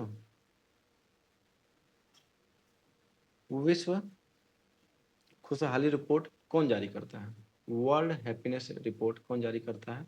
तो ये करते हैं यूएनएसडीएसएन। कौन करता है? यूएसएनडीएसएन। ठीक है ना। संयुक्त राष्ट्र सतत विकास समाधान नेटवर्क, इंग्लिश में इसको बोलते हैं United nation sustainable development, United nation sustainable development solution network, है ना, डेवलपमेंट सॉल्यूशन नेटवर्क। ठीक है। तो याद रखिएगा कि यूएनएसडीएसएन का फुल फॉर्म क्या है? United nation sustainable development solution network है। अच्छा, ये क्या करता है? विश्व खुशहाली रिपोर्ट जारी करता है। तो खुशहाली को राष्ट्रीय प्रगति का सूचक मानने वाला दुनिया का पहला देश कौन सा है? तो भूटान, है ना। भूटान क्या करता है? ये मानता है कि जो राष्ट्रीय प्रगति का सूचक किसको मानता है? ये हैप्पीनेस इंडेक्स को मानता है। ठीक। बहुआयामी गरीबी सूचकांक यानी मल्टी डायमेंशनल पोवर्टी इंडेक्स, जिसको एमपीआई, ये कौन जारी करता है? तो यूएनडीपी और ओपीएचआई करते हैं ना, यूएनडीपी एंड ओपीएचआई। अच्छा, ओपीएचआई का फुल फॉर्म देख लीजिएगा आप लोग, Oxford poverty human, Oxford poverty and human development, है ना। नहीं, मिस हो रहा है सर, एक सेकेंड, मैं लिख देता हूँ यहाँ पे, ओपीएचआई। तो Oxford Oxford poverty and human development, I से इनिशिएटिव। ठीक है, इनिशिएटिव। तो ओपीएचए का फुल फॉर्म है। तो ये जो एमपीआई इंडेक्स है कौन जारी करता है? UNDP and OPHI. ठीक, ऑक्सफोर्ड। अर्थशास्त्र में नोबेल पुरस्कार पाने वाले पहले एशियाई व्यक्ति कौन थे? तो अमर्त्य सेन थे 1998 में, है ना। इनको 1998 में अर्थशास्त्र का नोबेल पुरस्कार मिला था। ये पहले भारतीय ही नहीं, पहले एशियाई भी थे। ठीक है। और याद रखिएगा 1999 में इनको भारत रत्न दे दिया गया था। द वेल्थ ऑफ नेशन 1776 प्रसिद्ध पुस्तक किसने लिखी? तो एडम स्मिथ ने लिखा था। द वेल्थ ऑफ नेशन 1776 की जो प्रसिद्ध पुस्तक है वो किसने लिखी थी? एडम स्मिथ ने लिखी थी। अर्थशास्त्र के जनक कहा जाता है इनको। अगर पूछे who is the father of economic, तो एडम स्मिथ, अर्थशास्त्र के जनक एडम स्मिथ हैं। भूगोल में संभववाद यानी पॉसिबिलिज्म शब्द का प्रयोग सबसे पहले किसने किया था? तो लुसियन फेब्रे ने किया था और विडाल डी लाब्लास। कौन? लुसियन फेब्रे और विडाल डी लाब्लास ने किया था भूगोल में संभववाद का प्रयोग। ठीक है, आगे बढ़ते हैं। मानव भूगोल का जनक यानी फादर ऑफ ह्यूमन ज्योग्राफी किसे कहा जाता है? तो फ्रेडरिक रेटजेल को। किसको बोला जाता है? फ्रेडरिक रेटजेल को फादर ऑफ ह्यूमन ज्योग्राफी कहा जाता है। एंथ्रोपोजियोग्राफी, एंथ्रोपोजियोग्राफी किसको बोला है ना, नामक प्रसिद्ध पुस्तक के लेखक कौन है? तो फ्रेडरिक रेटजेल। फ्रेडरिक रेटजेल ने ही एंथ्रोपोजियोग्राफी नामक प्रसिद्ध पुस्तक लिखी जिनको फादर ऑफ ह्यूमन ज्योग्राफी कहा जाता है, यानी मानव भूगोल के जनक के रूप में जाना जाता है फ्रेडरिक रेटजेल को। ठीक है, जेंडर इक्वलिटी इंडेक्स यानी जीआईआई को यूएनडीपी द्वारा किस वर्ष शुरू किया गया था? 2010 में। तो जीआईआई जो है जेंडर इनइक्वलिटी इंडेक्स, ये कौन प्रकाशित करता है? तो यूएनडीपी करता है। और किस वर्ष से ये हो रहा है? 2010 से हो रहा है। भारत में राष्ट्रीय स्तर पर पहली मानव विकास रिपोर्ट कब जारी की गई? तो 2001 में, है ना, योजना आयोग के द्वारा 2001 में जारी की जाती है। अच्छा, शुरुआत कब से होती है? 1990 से होती है, याद रखिएगा। क्षमता दृष्टिकोण यानी कैपेबिलिटी अप्रोच का सिद्धांत अर्थशास्त्र में किसने दिया था? तो अमर्त्य सेन और मार्था नुसबाम ने दिया था। अमर्त्य सेन और मार्था नुसबाम ने किसकी अप्रोच, कौन सी सिद्धांत को दिया था? क्षमता दृष्टिकोण यानी कैपेबिलिटी अप्रोच सिद्धांत का प्रतिपादन किया था। वर्तमान 2023-24 की यूएनडीपी रिपोर्ट के अनुसार मानव विकास सूचकांक में भारत कौन सा स्थान है? तो 134वां स्थान है 2023-24 में। और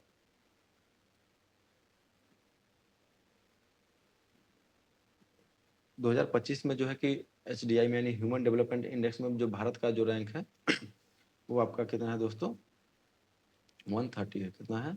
130। ठीक है, अगर पूछा जाए कितना मार्क आता है तो 0.676 मार्क्स मिलता है। हमको मालूम है HDI का जो मार्किंग है वो 0 से 1 के बीच में किया जाता है। अच्छा, 1.678, 76 में 78 है ना।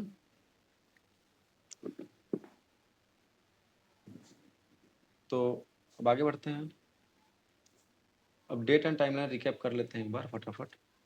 तो 1776 में हम क्या देखते हैं कि एडम स्मिथ ने एक बुक लिखा था द वेल्थ ऑफ नेशन। और एडम स्मिथ कौन थे? जिनको अर्थशास्त्र के जनक के रूप में जाना जाता है, वही है। और अमेरिका ने ब्रिटिश साम्राज्य से अपनी स्वतंत्रता की ऐतिहासिक घोषणा भी 1776 में की थी। 1990 में पाकिस्तानी अर्थशास्त्री महबूब उल हक द्वारा मानव विकास सूचकांक यानी HDI की अवधारणा प्रस्तुत की गई थी। यूएनडीपी ने अपनी पहली मानव विकास रिपोर्ट HDR प्रकाशित की थी कब? 1990 में, है ना। टिम बर्नर्स-ली ने वर्ल्ड वाइड वेब का आविष्कार किया था 1990 में। आपको 1989 भी याद रखना है, 1989 यानी एक साल पहले। ठीक है, प्रस्ताव जो था वो तो उसे 1989 में ही दिया गया था, बाद में वो तो बदलाव करके लागू किया गया ना, इसलिए 1990 माना जाता है। तो 1989 याद रखिएगा।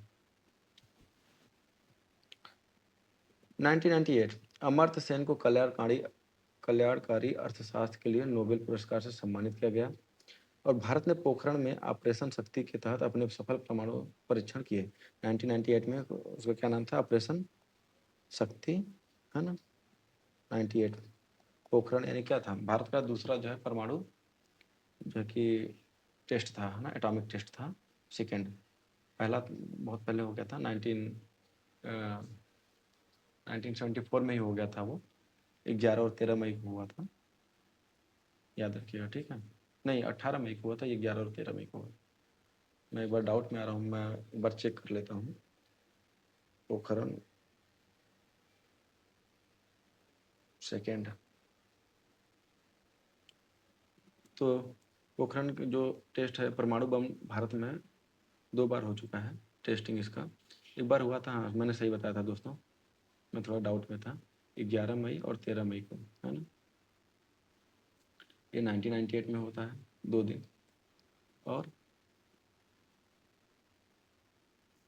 जो पहली बार होता है वो होता है आपका 18 मई 1924। तो ईयर सही था, मैं डेट में थोड़ा डाउट में आ गया था। तो याद रखिएगा कि 1998 में 11 और 13 मई को पोखरण, है ना, द्वितीय पोखरण जो है कि परमाणु परीक्षण हुआ था, तो उसमें हम सफल भी हुए थे और इस ऑपरेशन का नाम था ऑपरेशन शक्ति 98। और जो 1974 में हुआ था इंदिरा गांधी के टाइम में, वो 18 मई को हुआ था और उसका नाम था लाफिंग बुड्ढा, ठीक है ना, लाफिंग स्माइलिंग बुड्ढा, सॉरी स्माइलिंग बुड्ढा, लाफिंग बुड्ढा मैं बोल रहा हूँ। तो स्माइलिंग बुड्ढा और लाफिंग बुड्ढा बहुत डिफरेंट, क्योंकि जो नाम है, नाम को बदल नहीं सकते, ठीक है। तो स्माइलिंग बुड्ढा नाम था। 2010 यूएनडीपी द्वारा पहली बार बहुआयामी गरीबी सूचकांक यानी एमपीआई और जेंडर इक्वलिटी इंडेक्स जारी किए गए थे। तो 2010 में यूएनडीपी द्वारा एमपीआई और जीआईआई जारी किए गए थे, ठीक है, पहली बार। तो इसी के साथ ये हमारा चौथा प्रश्न समाप्त होता है। हम पांचवें प्रश्न की तरफ बढ़ते हैं। तो आज का हमारा जो पांचवा प्रश्न है, फिफ्थ क्वेश्चन, क्या निम्नलिखित में से कौन से भारत के प्रसिद्ध सूर्य मंदिर है? ऑप्शन दिया कोणार्क मंदिर, मोढेरा मंदिर और मार्तंड मंदिर। तो इसमें जो पुट दिया गया है, केवल पहला और दूसरा, केवल पहला और तीसरा, पहला दूसरा तीसरा और केवल पहला। तो आपको मालूम होना चाहिए कि ये तीनों क्या है कि प्रसिद्ध सूर्य मंदिर हैं भारत के, ठीक है। कोणार्क सूर्य मंदिर है, मोढेरा भी सूर्य मंदिर है और मार्तंड सूर्य मंदिर भी है। तीनों क्या है? प्रसिद्ध सूर्य मंदिर हैं भारत के। चलिए देखते हैं। कोणार्क सूर्य मंदिर ये कहाँ पे है दोस्तों? उड़ीसा में है। यह 13वीं शताब्दी का मंदिर है, जिसे ब्लैक पैगोडा भी कहा जाता है। तो कोणार्क सूर्य मंदिर को ब्लैक पैगोडा भी कहा जाता है। यह अपने विशाल रथ के आकार के लिए प्रसिद्ध है, जिसमें 24 पहिए हैं और 7 घोड़े हैं। यह यूनेस्को विश्व धरोहर स्थल है। तो कोणार्क सूर्य मंदिर क्या है? यूनेस्को विश्व धरोहर स्थल है। ये आपको याद रख लीजिएगा। और इसको ब्लैक पैगोडा कहा जाता है और ये उड़ीसा में है, ठीक है। मोढेरा सूर्य मंदिर कहाँ है दोस्तों? गुजरात राज्य में है। और ये 11वीं शताब्दी में निर्मित यह मंदिर पुष्पावती नदी के तट पर है। कौन सी नदी के तट पर है? पुष्पावती नदी के तट पर है। इसमें एक विशाल कुंड है जिसे सूर्य कुंड कहते हैं। इसकी विशेषता यह है कि विषुव यानी इक्विनॉक्स के दिन सूर्य की पहली किरण सीधे गर्भगृह पर पड़ती है। तो मोढेरा सूर्य मंदिर गुजरात का है और किस नदी पे है? पुष्पावती नदी पर ये है, ठीक है। और विशाल कुंड, इसमें एक विशाल कुंड है जिसे सूर्य कुंड कहते हैं। ये 3 इंपॉर्टेंट है, इसको याद रखिएगा। बाकी का आप उसको छोड़ देंगे तो कोई प्रॉब्लम नहीं। और तीसरा है मार्तंड सूर्य मंदिर। ये कहाँ है? जम्मू कश्मीर में। तो ये 8वीं शताब्दी का मंदिर है जो अनंतनाग में स्थित है। कहाँ पे है? अनंतनाग में है। यह कश्मीरी वास्तुकला का अद्भुत नमूना है, जिसे गंधार, गुप्त और चीनी शैलियों के मिश्रण से बनाया गया था। मार्तंड सूर्य मंदिर कहाँ पे है? जम्मू और कश्मीर में। तो अब याद रखिए कि सबसे पुराना है मार्तंड, उसके बाद मोढेरा, उसके बाद कोणार्क, है ना। ये तीनों मंदिर भारत के विभिन्न कोनों, है ना, पूर्व, पश्चिम और उत्तर में भगवान सूर्य की उपासना के सबसे बड़े केंद्र रहे हैं। वर्तमान में इनमें से किसी भी मंदिर में नियमित पूजा नहीं होती है। यह संरक्षित स्मारक है, यानी इसमें पूजा नहीं होती है। क्या कर दिया गया? इसको संरक्षित कर दिया गया है, ताकि ये धीरे धीरे मतलब खराब ना हो, इसके लिए संरक्षित कर दिया गया है। इसमें पूजा नहीं। तीनों क्या है? भारत के तीनों कोने पे हैं, ठीक है। एक पूर्व में है, एक पश्चिम में और एक उत्तर में है। पूर्व में कौन सा हो गया? उड़ीसा का हो गया। गुजरात वाला मोढेरा कहाँ हो गया? पश्चिम में हो गया। और मार्तंड सूर्य मंदिर कहाँ हो गया? जम्मू कश्मीर, उत्तर में हो गया, ठीक है। तो ऐसे याद रखिएगा। 8वीं शताब्दी मार्तंड सूर्य मंदिर, 11वीं शताब्दी मोढेरा और 13वीं शताब्दी कोणार्क। चलो आगे बढ़ते हैं। डायनेस्टी एंड रूलर स्पेशल, है ना, द क्रिएटर्स। चलो देख लेते हैं इसके बारे में। तो पूर्वी गंग वंश, ईस्टर्न गंग डायनेस्टी। कोणार्क मंदिर का निर्माण राजा नरसिंह देव प्रथम ने करवाया था। इनका शासन काल कब से कब तक था? 1238 से लेकर 1264 तक था। किनका? पूर्वी गंगवंश के नरसिंह देव प्रथम का जो है शासनकाल 1238 से लेकर 1264 तक था। और इन्होंने ही कोणार्क सूर्य मंदिर का निर्माण करवाया था। इस वंश ने लंबे समय तक उड़ीसा पर शासन किया और जगन्नाथ मंदिर का निर्माण भी इन्हीं के समय में हुआ था। जो उड़ीसा का जगन्नाथ टेम्पल है, पूरी जगन्नाथ, उसका भी निर्माण नरसिंह देव प्रथम ने ही करवाया था ना। नहीं, नरसिंह देव प्रथम ने नहीं करवाया था, गंग वंश के समय में हुआ था। नेक्स्ट है सोलंकी या चालुक्य वंश। तो मोढेरा मंदिर का निर्माण राजा भीमदेव प्रथम ने करवाया था। इनका शासनकाल था 1022 से लेकर 1064 ईस्वी तक। तो 1226, अरे 1026-27 के समय में मोढेरा मंदिर का निर्माण करवाया गया था भीमदेव प्रथम के द्वारा।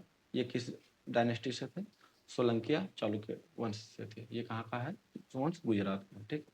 सोलंकी राजाओं को गुजरात के चालुक्य भी कहा जाता है। जो सोलंकी राजा है उनको क्या कहा जाता है? गुजरात के चालुक्य के रूप में भी जाना जाता है। याद रखिएगा दोस्तों, भीमदेव प्रथम ने मोढेरा मंदिर का निर्माण करवाया था। कारकोट वंश, है ना, कारकोट। तो मार्तंड मंदिर का निर्माण कश्मीर के सबसे शक्तिशाली शासक ललितादित्य मुक्तापीड़ ने करवाया था। किसने कराया था? ललितादित्य मुक्तापीड़। कौन से, ये किस वंश से थे? कारकोट वंश से थे। तो आपको पता चल गया होगा कि कारकोट वंश किस राज्य में था वर्तमान के? ये था आपके जो है जम्मू कश्मीर, है ना। अच्छा, ललितादित्य मुक्तापीड़ को कश्मीर का सिकंदर भी कहा जाता है। कश्मीर का सिकंदर किसे कहा जाता है? ललितादित्य मुक्तापीड़। अब चलो एक बार हम पूरा जो है कि कर लेते हैं, समराइज कर लेते हैं। कोणार्क मंदिर का निर्माण राजा नरसिंहदेव प्रथम ने करवाया था। कब कर, ये किस वंश के थे? तो पूर्वी गंग वंश के थे। मोढेरा का जो है कि सूर्य मंदिर का निर्माण भीमदेव प्रथम ने करवाया था। ये किस वंश के थे? सोलंकी या फिर गुजरात के चालुक्य वंश के थे। और मार्तंड मंदिर का निर्माण किसने कराया था? ललितादित्य मुक्तापीड़ ने करवाया था। ये किस वंश के थे? कारकोट वंश के थे, है ना। कश्मीर का सिकंदर भी इनको कहा जाता है। तो विनाश का इतिहास, मार्तंड मंदिर को 15वीं सदी में सुल्तान सिकंदर शाह मीरी द्वारा नष्ट किया गया था, जबकि मोढेरा को अलाउद्दीन खिलजी के आक्रमणों का सामना करना पड़ा था। तो जो मार्तंड मंदिर है जो जम्मू कश्मीर को, उसको किसने नष्ट किया था? सुल्तान सिकंदर, है ना, सिकंदर शाह मीरी। कौन से सुल्तान? सिकंदर शाह मीरी ने नष्ट किया था। और मोढेरा वाला जो सूर्य मंदिर है उसको नष्ट किया था अलाउद्दीन खिलजी के आक्रमण के समय में। ठीक है, चलो आगे देखते हैं सूर्य मंदिरों की विशेषता। तो स्थापत्य शैली के बारे में देख लेते हैं। जो कोणार्क जो है सूर्य मंदिर, वो कलिंग शैली, नागर का उप प्रकार है। नागर जो चित्रकला नहीं, नागर जो आर्किटेक्ट स्टाइल है, शैली है ना, उसकी एक उप प्रकार है जिसको कलिंग शैली बोला जाता है। कोणार्क सूर्य मंदिर उसी शैली में बनाई गई। मोढेरा जो है वो मारू गुज्जर शैली में बनाया गया और मार्तंड कश्मीरी शैली का प्रतिनिधित्व करती है। ठीक है, प्रतिनिधित्व करती है, यानी उस शैली में बनाई गई। खगोलीय संरेखण अलाइनमेंट, इन मंदिरों को इस तरह बनाया गया था कि संक्रांति या विषु के दिन सूर्य की किरण सीधे देवता की मूर्ति पर पड़े। यह प्राचीन भारतीय इंजीनियरिंग और खगोल विज्ञान का उत्कृष्ट उदाहरण माना जाता है। ठीक है, मूर्तियां और नक्काशी, कोणार्क में कामुक मूर्तियां यानी इरोटिक स्कल्पचर के साथ साथ तत्कालीन सामाजिक जीवन का चित्रण है। मोढेरा के स्तंभों पर रामायण और महाभारत के दृश्य उकेरे गए हैं। ये थोड़ा सा आपको फैक्ट है, याद रखिए, अगर जानते रहेंगे तो बेटर है। वैसे परीक्षा में ज़्यादा पूछा नहीं जाएगा। ठीक है, अन्य प्रसिद्ध सूर्य मंदिर भारत में इनके अलावा झालरापाटन राजस्थान, उन्नाव मध्य प्रदेश और कटारमल उत्तराखंड में भी महत्वपूर्ण सूर्य मंदिर हैं। तो जो तीन महत्वपूर्ण हमने जो अलग से विशेष यानी बहुत विशेष सूर्य मंदिर पढ़े हैं, उनके अलावा भी झालरापाटन सूर्य मंदिर राजस्थान में है, उन्नाव सूर्य मंदिर मध्य प्रदेश में है और कटारमल सूर्य मंदिर उत्तराखंड में है। इसको भी याद करते हुए चलिएगा। ठीक है, चलिए फिजिक्स के देख लेते हैं। इन मंदिरों का निर्माण प्रकाशिकी यानी ऑप्टिक्स के गहन ज्ञान को दर्शाता है। जो इसमें क्या देखा हम लोग, हमने देखा ना कि विषुव के दिन, इक्विनॉक्स के दिन सूर्य की जो किरण है डायरेक्ट गर्भगृह पे जो मूर्ति है उसके मुकुट पे लगता था। तो इसमें क्या, इससे पता चलता है कि उस समय के लोग प्रकाशिकी यानी ऑप्टिक्स के बारे में कितना, उनको कितना डीप नॉलेज रहा होगा, जिसकी वजह से वो ऐसा बना पाए। यानी देखो, गर्भगृह में सूर्य की किरणों का प्रवेश परावर्तन के सिद्धांतों पर आधारित था। तो उनको ये नॉलेज था, उनको रिफ्लेक्शन के बारे में जानकारी थी, तभी उन्होंने ये किरणों को परावर्तन करके गर्भगृह के जो मुकुट हैं, मुख्य मूर्ति के मुकुट पर परावर्तित कर पाए। नहीं तो अगर इनको इनके बारे में जानकारी नहीं रहती तो ये ऐसा नहीं कर पाते हैं। अगर ये ऐसा कर पा रहे हैं, इसका मतलब ये है कि उस समय इनको ऑप्टिक्स के यानी प्रकाशिकी के बारे में बहुत ही अच्छा नॉलेज रहा होगा। तो चलिए देखते हैं, एक ट्रिक है तीन मुख्य सूर्य मंदिर को याद रखने के लिए। कोमल मार्ग, क्या है? कोमल मार्ग, यानी कोणार्क, कोमल को से कोणार्क उड़ीसा में, मल यानी मोढेरा गुजरात में और मार यानी मार्तंड मंदिर कश्मीर में। ये तीनों आपको ऐसे कोमल मार्ग से याद कर सकते हैं। ठीक है, 13वीं सदी में कोणार्क के काल में क्या इन्वेंशन हुआ तो उसके बारे में देख लेते हैं।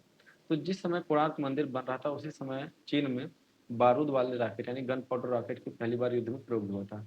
साथ ही इसी काल में यूरोप में चश्मे का शुरुआती आविष्कार माना जाता है। ठीक है, तो ये बहुत इंपॉर्टेंट नहीं है तो छोड़ देते हैं इसको।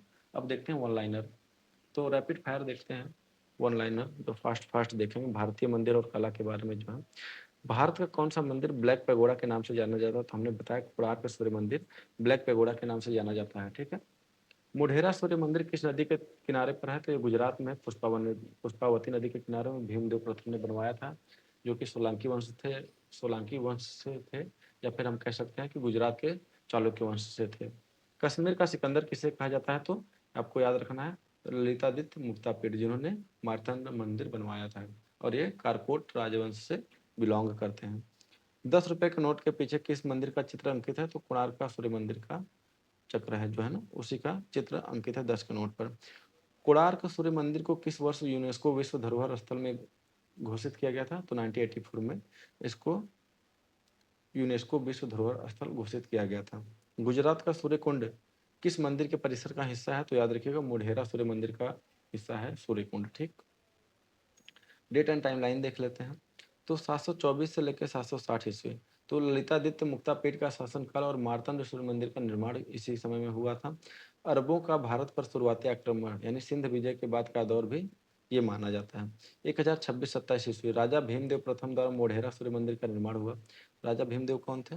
ये थे आपके सोलंकी वंश के शासक थे, या फिर गुजरात के चालुक्य वंश बोल सकते हैं।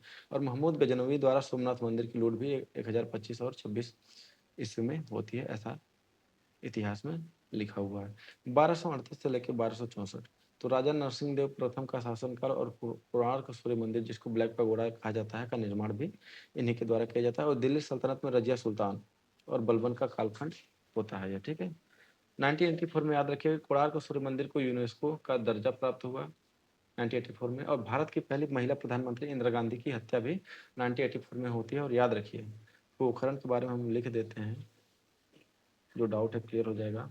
एक होता है 1974 में 18 मई को, नाम होता है इसका स्माइलिंग बुद्धा।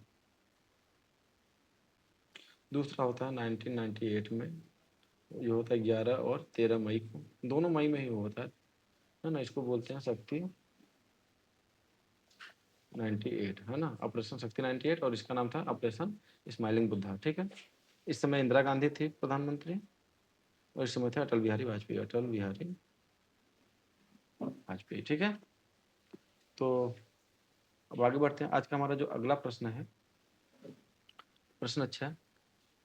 निम्नलिखित में से कौन सा कथन रंपा विद्रोह के संबंध में गलत है? जो रंपा विद्रोह है उसके संबंध में कौन सा कथन गलत है? याद रखिए दोस्तों, गलत पूछा है। तो पहला ऑप्शन है इसका नेतृत्व अल्लूरी सीताराम राजू ने किया था। दूसरा, यह वन विधियों और साहूकारों के खिलाफ था। तीसरा ऑप्शन है यह घटना वर्तमान महाराष्ट्र में घटी थी। और चौथा है इसमें गुरिल्ला युद्ध रणनीति का उपयोग शामिल था। तो हमको जैसा कि मालूम है कि रंपा विद्रोह कहाँ हुआ था, ये दक्षिण भारत का है ना, तो इसलिए ये महाराष्ट्र का जो ऑप्शन दिया हुआ है ये गलत है। तो इसका जो कौन सा ऑप्शन कौन सा सही है? ऑप्शन सी सही है। और स्टेटमेंट कौन सा गलत है? तो ये वर्तमान महाराष्ट्र में घटी थी, ये स्टेटमेंट गलत है, बाकी तीनों स्टेटमेंट सही है। तो चलो गलत क्यों ये देख लेते हैं। जो रंपा विद्रोह होता है 1922 से लेकर 1924 में महाराष्ट्र में नहीं बल्कि मद्रास प्रेसिडेंसी की गोदावरी एजेंसी में हुआ था, यानी जो गोदावरी का जो क्षेत्र है वहाँ पे हुआ था, जो वर्तमान आंध्र प्रदेश के उत्तर पूर्वी हिस्से में है, यानी आंध्र प्रदेश में है, याद रखिए। ठीक है सर, इस विद्रोह का नेतृत्व महानायक किसने किया था? अल्लूरी सीताराम राजू ने किया था, जिसपे RRR मूवी बनी है। ठीक है, अच्छा, जिन्हें स्थानीय आदिवासी प्यार से मन्यम वीरुडू, हीरो ऑफ द जंगल, जंगल का नायक कहते थे, मन्यम वीरुडू किसका नाम है? अल्लूरी सीताराम राजू को क्या बोलते हैं? मन्यम वीरुडू, है ना, हीरो ऑफ द जंगल, जिसका मतलब क्या होता है? हीरो ऑफ द जंगल, जंगल का नायक। यह विद्रोह अंग्रेजों के दमनकारी मद्रास वन अधिनियम 1882 के खिलाफ था। तो अंग्रेजों ने एक दमन जो है कि एक अधिनियम लाया था, मद्रास वन अधिनियम 1882, उसके खिलाफ जो है कि यह विद्रोह हुआ था। इस कानून ने आदिवासियों की परंपरा झूम खेती यानी पोडू कल्टीवेशन पर रोक लगाया। आंध्र प्रदेश में झूम खेती को पोडू बोला जाता है, और उन्हें मुट्टादारों यानी जमींदारों और साहूकारों के शोषण के लिए छोड़ दिया गया था, तो इसके लिए विद्रोह होता है। अच्छा, सीताराम राजू और उनकी आदिवासी सेना यानी कोया जनजाति, कौन सी जाति थी? कोया जनजाति ने अंग्रेजों के खिलाफ अत्यधिक प्रभावी गुरिल्ला युद्ध यानी छापामार युद्ध का सहारा लिया। वे घने जंगलों में छिपकर अचानक पुलिस थानों जैसे चीतापल्ले, कृष्णा देवपेटा पर हमला करते थे और हथियार लूट लेते थे। तो गुरिल्ला युद्ध नीति में यही था कि लोग छुपे रहते जंगल में और अचानक से ढाबा बोल देते हैं। ठीक, उसमें क्या होता है ना कि उनको रिट्रीट करने का मौका भी नहीं मिलता है और हमला करने का भी मौका नहीं मिलता। तो गुरिल्ला जो है कि युद्ध नीति का प्रयोग किया गया था छापामारी युद्ध जिसको बोला जाता है, किसमें, रंपा विद्रोह में किया गया था। ठीक है, चलिए आगे देखते हैं। अल्लूरी सीताराम राजू के बारे में देख लेते हैं। तो इनका पृष्ठभूमि, गांधी जी का प्रभाव, अहिंसा से असहमति, विशिष्ट शैली आदि आदि हम इसको देखेंगे। तो पृष्ठभूमि, पहला पॉइंट है पृष्ठभूमि। तो राजू स्वयं आदिवासी नहीं थे, लेकिन उन्होंने अपना जीवन आदिवासियों यानी मुख्य रूप से जो कोया और कोंडा डोरा है ना के अधिकारों के लिए समर्पित किया। वो आदिवासी नहीं थे, लेकिन वहाँ के जो आदिवासी जनजाति थे ना, जैसे कोया और कोंडा डोरा, इनके लिए जो है कि अपना जीवन इन्होंने समर्पित कर दिया था। राजू पर असहयोग आंदोलन का गहरा प्रभाव था। वे लोगों को शराब छोड़ने, खादी पहनने और अपनी पंचायतों में विवाद सुलझाने के लिए प्रेरित करते थे। ठीक है, तो गांधी जी का काफ़ी जो गांधी जी का असहयोग आंदोलन था, इसका भी प्रभाव, इफेक्ट इनके ऊपर बहुत ज़्यादा था, जिसकी वजह से ये शराब छोड़ने के लिए और सारे खादी कपड़ा पहनने के लिए और पंचायतों से ही अपने विवादों को सुलझाने के लिए प्रेरित करते थे। गांधी जी का सम्मान करने के बावजूद राजू का मानना था कि अंग्रेजों को केवल बल द्वारा ही देश से बाहर निकाला जा सकता। तो जो अहिंसा का पाठ पढ़ाते थे गांधी जी, उसके ये विरोध में थे। इनको लगता था, मतलब कि गांधी जी मानते थे कि अहिंसा से हम देश आज़ाद करवा लेंगे, लेकिन अल्लूरी सीताराम राजू को ऐसा उनका मानना था कि अगर हमको अंग्रेजों को अपने देश से बाहर निकालना है तो हमें अहिंसा के का नहीं, बल्कि हमें बल का प्रयोग करना पड़ेगा, नहीं हिंसा का प्रयोग करना पड़ेगा, तभी वो अपने देश से बाहर निकाले जा सकते हैं। विशिष्ट शैली, पुलिस थानों पर हमला करने से पहले राजू अंग्रेजों को बाकायदा पूर्व सूचना, एडवांस वार्निंग भेजते थे और चुनौती देते थे कि अगर हिम्मत है तो उन्हें रोक कर दिखाए। यानी ये ऐसे आदमी थे, ऐसे व्यक्तित्व थे, ये क्या करते थे कि पहले ही बोल देते, भाई आज हम लेंगे, तुम्हारे ऊपर प्रॉपर हमला करेंगे, तो आप लोग जो है कि पहले से ही तैयार रहना, और हिम्मत है तो रोक के दिखाओ हमें हथियार लेने से। तो ये पहले एडवांस वार्निंग देने के बाद जो है कि हमला करते थे और सफल भी होते थे। अच्छा, इनकी शहादत, मई 1924 में राजू को चिंतापल्ले के जंगलों में ब्रिटिश सेना द्वारा धोखे से पकड़ लिया गया और एक पेड़ से बांधकर गोली मार दी गई। ठीक, तो ब्रिटिश सेना में खासकर जो असम राइफल के जवान थे, उन्होंने इनको पकड़ लिया 1924 में मई, और इनको पेड़ से बांधकर इनको गोली मार दी गई और इनकी हत्या कर दी जाती है। ठीक है, अच्छा, पॉप कल्चर लिंक, भारतीय सिनेमा की सबसे बड़ी ब्लॉकबस्टर फिल्मों में से एक आरआरआर 2022 में सुपरस्टार रामचरण का किरदार इसी महान स्वतंत्रता सेनानी से प्रेरित है। तो मैंने आपको बताया था कि एक मूवी बनी है आरआरआर 2022, अगर आपने नहीं देखा है तो देख लीजिएगा, और उम्मीद है कि आप सभी ने देखा हो। तो वो उसमें जो सुपरस्टार रामचरण है, उन्होंने ही अल्लूरी सीताराम राजू का किरदार निभाया है। ठीक है, चलो आगे देखते हैं। भारत के प्रमुख जनजाति विद्रोह। तो पहला जनजाति विद्रोह का मूल कारण है ना, देखो कारण क्या रहा है वो देख लो। अंग्रेजों द्वारा रेलवे के लिए लकड़ी काटना, दूसरा ईसाई मिशनरियों का प्रवेश, और तीसरा साहूकारों यानी डीकुओं द्वारा भारी ब्याज, जो साहूकार हैं उनके द्वारा भारी ब्याज, और वन कानूनों के जरिए आदिवासियों को उनके जल, जंगल और जमीन से बेदखल करने का जो रणनीति था, उसकी वजह से जनजाति विद्रोह होते आए हैं। अगर पूछा जाएगा कभी भी कि जनजाति विद्रोह क्यों हुआ, तो जनजातियां हमेशा जंगल में रहती थी। तो ये जो निम्नलिखित कानून, जैसे लकड़ी काटना रेलवे के लिए, और ईसाई मिशनरियों द्वारा का जो है कि प्रवेश हो जाना, और साहूकारों द्वारा ज़्यादा ब्याज लेना, वन कानूनों के द्वारा आदिवासियों को उनके जल से, जंगल से और ज़मीन से बेदखल करने का जो कार्य था, उसकी वजह से जनजाति विद्रोह हुआ करती है। तो पहला देखो, जैसे संथाल विद्रोह यानी संथाल हुल, ये 1855-56 में हुआ था। यह झारखंड के राजमहल पहाड़ियों के पास हुआ, और सिद्धू और कान्हू के नेतृत्व में 10,000 से अधिक संथालों ने दमनकारी ब्रिटिश व्यवस्था के खिलाफ हथियार उठाए थे। तो संथाल विद्रोह याद रखिए, 1855 टू 56, झारखंड के राजमहल पहाड़ी नेतृत्व करता थे सिद्धू और कान्हू, इतना बहुत है, याद रखिए, ये इंपॉर्टेंट फैक्ट है। मुंडा उलगुलान यानी ये था बिरसा मुंडा के द्वारा, ये एक जो है कि विद्रोह शुरू हुआ, किया गया था बिरसा मुंडा के द्वारा, जिसको बोला जाता है मुंडा उलगुलान। कब से कब तक हुआ, 1899 से लेकर 1900 तक, 1 साल तक ये चला था। और इसके नेतृत्वकर्ता कौन थे, कौन नेतृत्व किए, नेता कौन थे, बिरसा मुंडा थे, जिनको धरती आबा के नाम से भी जाना जाता है। बहुत इंपॉर्टेंट है, धरती आबा के नाम से भी जाना जाता है। यह खूंट कट्टी यानी सामूहिक खेती प्रणाली को खत्म करने के विरुद्ध में एक भयंकर विद्रोह था। तो ये जो मुंडा विद्रोह था, किसके विरोध में था, ये खूंट कट्टी है ना, सामूहिक खेती के को खत्म करने के लिए। खासी विद्रोह देखिए 1829 टू 1833, 1829 से लेकर 1835। असम मेघालय क्षेत्र में जब अंग्रेजों ने गारो और खासी पहाड़ियों को जोड़ने वाली सड़क बनानी चाहिए, तो तीरथ सिंह के नेतृत्व में खासी जनजाति ने विद्रोह कर दिया था। तो तीरथ सिंह के नेतृत्व में कौन सा विद्रोह हुआ था? खासी विद्रोह हुआ था। कब से कब तक हुआ था? 1829 से लेकर 1833 तक। कारण क्या था कि गारो और खासी पहाड़ी को जोड़ने के लिए जब सड़क बनाना चाहा अंग्रेजों ने, तो इसका विरोध करने के लिए इस विद्रोह को किया गया था। और ये क्षेत्र कहाँ पे? असम और मेघालय। भील विद्रोह याद रखिए 1818 से लेकर 1831 तक, 1818 टू 1831। पश्चिमी घाट यानी महाराष्ट्र एमपी सीमा के खानादेश क्षेत्र में सेवाराम के नेतृत्व में भीलों ने कृषि संबंधी कठिनाइयों के कारण अंग्रेजों से लड़ाई लड़ी थी। भील विद्रोह कब हुआ? 1818 से लेकर 1831 तक। नेतृत्वकर्ता कौन थे? सेवाराम थे। ये कहाँ पे हुआ था? महाराष्ट्र में। ठीक है ना? तो आप देखिए, हमने पहले प्रश्न में भी पढ़ा था इनके बारे में। अब देखिए आपका रिपीट हो गया। अब आप बोलेंगे कि इसमें कौन सा आपने नहीं पढ़ा, तो ऐसा कोई नहीं जो नहीं पढ़ा होगा। एकाक ऐसा होगा जो नया होगा, नहीं तो आप देखिए एक ही वीडियो में आप ये जो है कि दोबारा रिपीट कर पा रहे हैं। चलिए अब आगे देखते हैं। पॉलिटी पॉलिटी के और पर्यावरण के साथ क्या लिंक है, देखते हो। ब्रिटिश वन कानून ने ही आदिवासियों को अपने ही जंगलों में अपराधी बना दिया। इस ऐतिहासिक अन्याय को सुधारने के लिए स्वतंत्र भारत में वन अधिकार अधिनियम 2006 यानी फॉरेस्ट राइट एक्ट FRA पारित किया गया, जो आदिवासियों को उनकी जमीन और वन उपजों का मालिकाना हक देता है।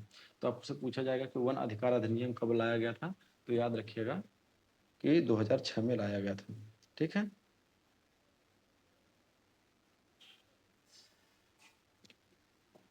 अच्छा, एक ट्रिक है।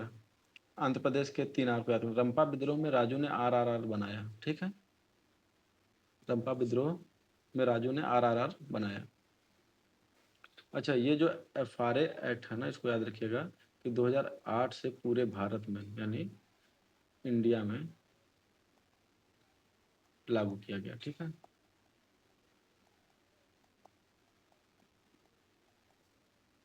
तो RRR से क्या याद रखेंगे? R से रंपा रिवेलियन। ठीक।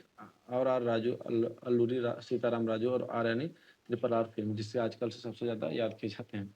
ठीक है। ट्रिपल ट्रिपल R याद रखिएगा कि R पहला हो गया रंपा विद्रोह, उसके नेतृत्वकर्ता कौन थे? राजू अल्लूरी सीताराम राजू। और तीसरा R से याद रखिएगा कि RRR मूवी बनी है इसी पे। ठीक है। अच्छा, इन्वेंशन देख लेते हैं। जिस वर्ष रंपा विद्रोह अपने चरम पर शुरू हुआ 1922 में, उसी वर्ष चिकित्सा के क्षेत्र में एक चमत्कार हुआ। कनाडाई वैज्ञानिक फ्रेडरिक बेंटिंग ने और चार्ल्स बेस्ट ने मधुमेह यानी डायबिटीज के इलाज के लिए पहली बार एक इंसान पर इंसुलिन का सफल प्रयोग किया था। तो 1922 में जब रंपा विद्रोह शुरू हुआ था, उसी वर्ष फ्रेडरिक बेंटिंग और चार्ल्स बेस्ट ने मधुमेह का पहली बार इंसान पर सफल प्रयोग किया था। किसका? डायबिटीज के लिए किसका प्रयोग किया जाता है? इंसुलिन का प्रयोग किया जाता है। याद रखिएगा दोस्तों। ठीक है।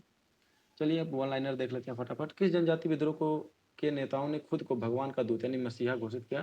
तो मुंडा विद्रोह, बिरसा मुंडा। और संथाल विद्रोह, सिद्धू और कान्हू। इन्होंने क्या किया था? अपने आप को भगवान का दूत घोषित किया था। ठीक है। मुंडा विद्रोह के नेता बिरसा मुंडा और संथाल विद्रोह के नेता सिद्धू और कान्हू।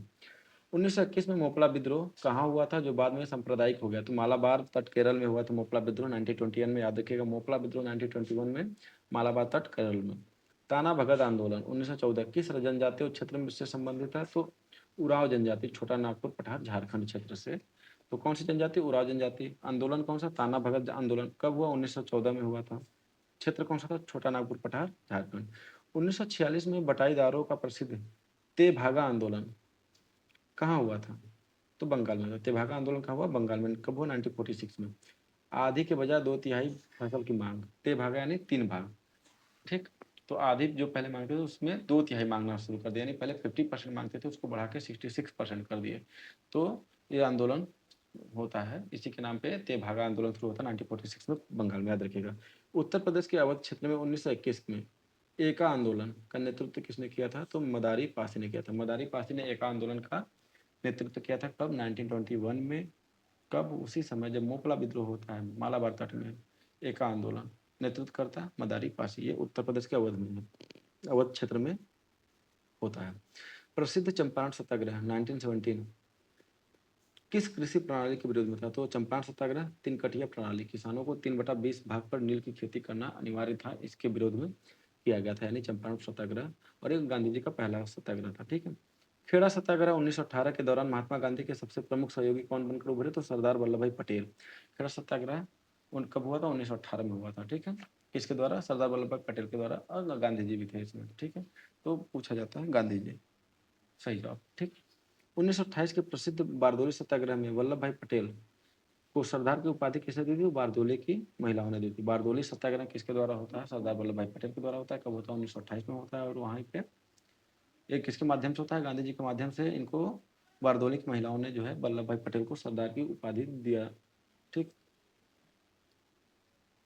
तो अब ये हमारा लास्ट स्लाइड है, डेट एंड टाइमलाइन रिकैप का, क्विक रिवीजन करेंगे। 1882 में क्या होता है? दमनकारी मद्रास वन अधिनियम पारित होता है। कब? 1882 में, जिसने आदिवासियों को पोडू खेती, जिसको क्या बोलते हैं उसको, है ना, झूम खेती पर रोक लगाई।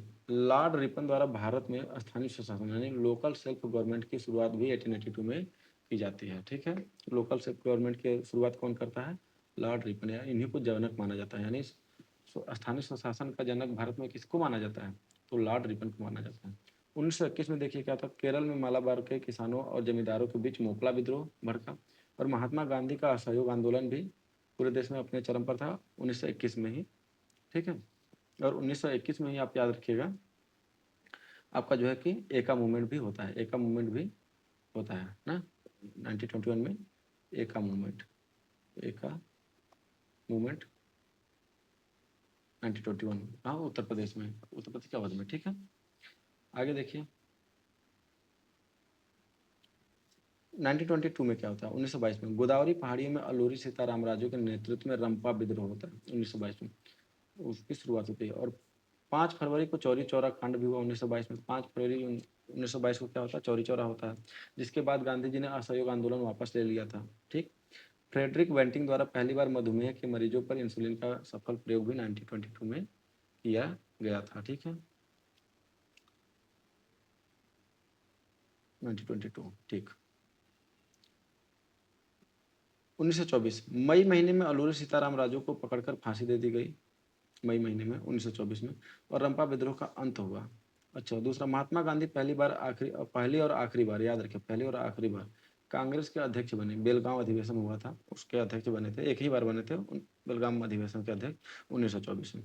कानपुर में सचिंद्रनाथ सान्याल द्वारा हिंदुस्तान रिपब्लिकन एसोसिएशन या एचआरए की स्थापना भी होती है। कब? 1924 में। ये दो इंपॉर्टेंट फैक्ट है, बहुत इंपॉर्टेंट है, याद रखिएगा। कौन सा? एक ये वाला और एक ये वाला। क्या है? महात्मा गांधी पहली और आखिरी बार कांग्रेस के अध्यक्ष बनते, बेलगाम अधिवेशन होता है 1924 में। और सचिंद्र नाथ सान्याल के द्वारा हिंदुस्तान रिपब्लिकन एसोसिएशन की स्थापना 1924 में की जाती है। कहाँ पे? कानपुर में। तो इसी के साथ हमारा ये वीडियो समाप्त होता है, ठीक है। अगर आपको ये वीडियो पसंद आया होगा दोस्तों, तो प्लीज़ चैनल को सब्सक्राइब करिए, वीडियो को लाइक करिए, शेयर करिए अपने दोस्तों के साथ, और अपने जो है कि तैयारी में एक कदम और आगे बढ़िए, ठीक है। तो इसी के साथ हम ये वीडियो समाप्त करते हैं। एक बार फिर से आपको याद दिला देना चाहता हूँ कि हम यूट्यूब पे अभी नए हैं, तो हमें आपके सपोर्ट की बहुत ज़्यादा आवश्यकता है। आप हमको सपोर्ट करते रहिए, हम धीरे धीरे और सुधार करते हुए हम आगे बढ़ते रहेंगे, ठीक है। तो हमारे चैनल को सब्सक्राइब करना नहीं भूलिएगा। एक आपका छोटा सा सब्सक्राइब मेरा हौसले का जो है कि वजह बनेगा, मैं और वीडियोस अपलोड करता चलूँगा, ठीक है। तो धन्यवाद, जय हिंद, जय भारत।